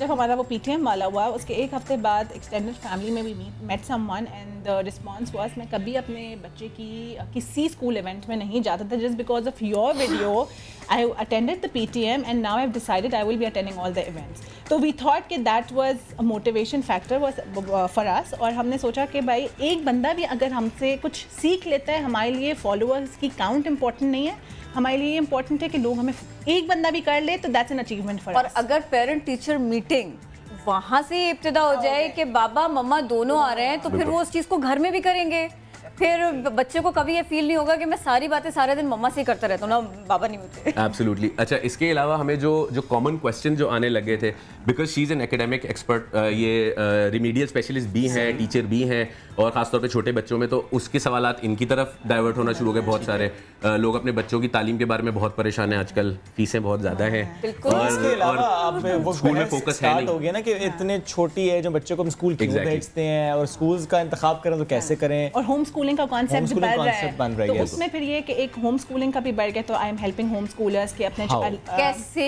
Please बताएं, मैंने 7-8 इयर्स में जितना मैंने सीखा है, तो बिकॉज घर पे कैजुअल लर्निंग चल रही होती है, तो आई ट्राई कि जितना कुछ मैंने सीखा है अप टू 8 इयर्स, तो मैं उनको वो इन्फॉर्मेशन दे दूँ, वर्कशीट्स बनाना सिखा दूँ कि आपने घर पे कैसे करना है, you don't need lot of stuff, you just need a paper and a pen to make worksheets. तो I give them very casually, और मैं हाथ से बना के उनको इनिशियली देती हूँ ताकि उनको हो कि it's okay, there is no you know technical energy भी आपको आप बैठे अपने बच्चे के साथ, आपने जो पढ़ाना है आप बस पेपर वर्कशीट बनाएं एंड दे दें। तो I give them samples and I give them idea how to go about it, and I then stay in touch with them, ताकि वो अगर जहाँ भी उनको प्रॉब्लम आ रही है, बिकॉज रिमीडियल स्पेशलिस्ट हूँ और लर्निंग में अगर बच्चा उस टेक्निक से नहीं सीख रहा तो मैं उनको कोई और तरीका बता देती हूँ, या अगर मुझसे हैंडल नहीं हो रहा तो I will guide them towards someone else कि आप ये जो प्रॉब्लम है, एक मिनट वो ये जो एक छोटा सा प्रॉब्लम होता है ना, बच्चे इतने सारे सवाल करते हो, वर्कशीट दे दो कुछ नहीं लिखेगा। Worksheet is not important,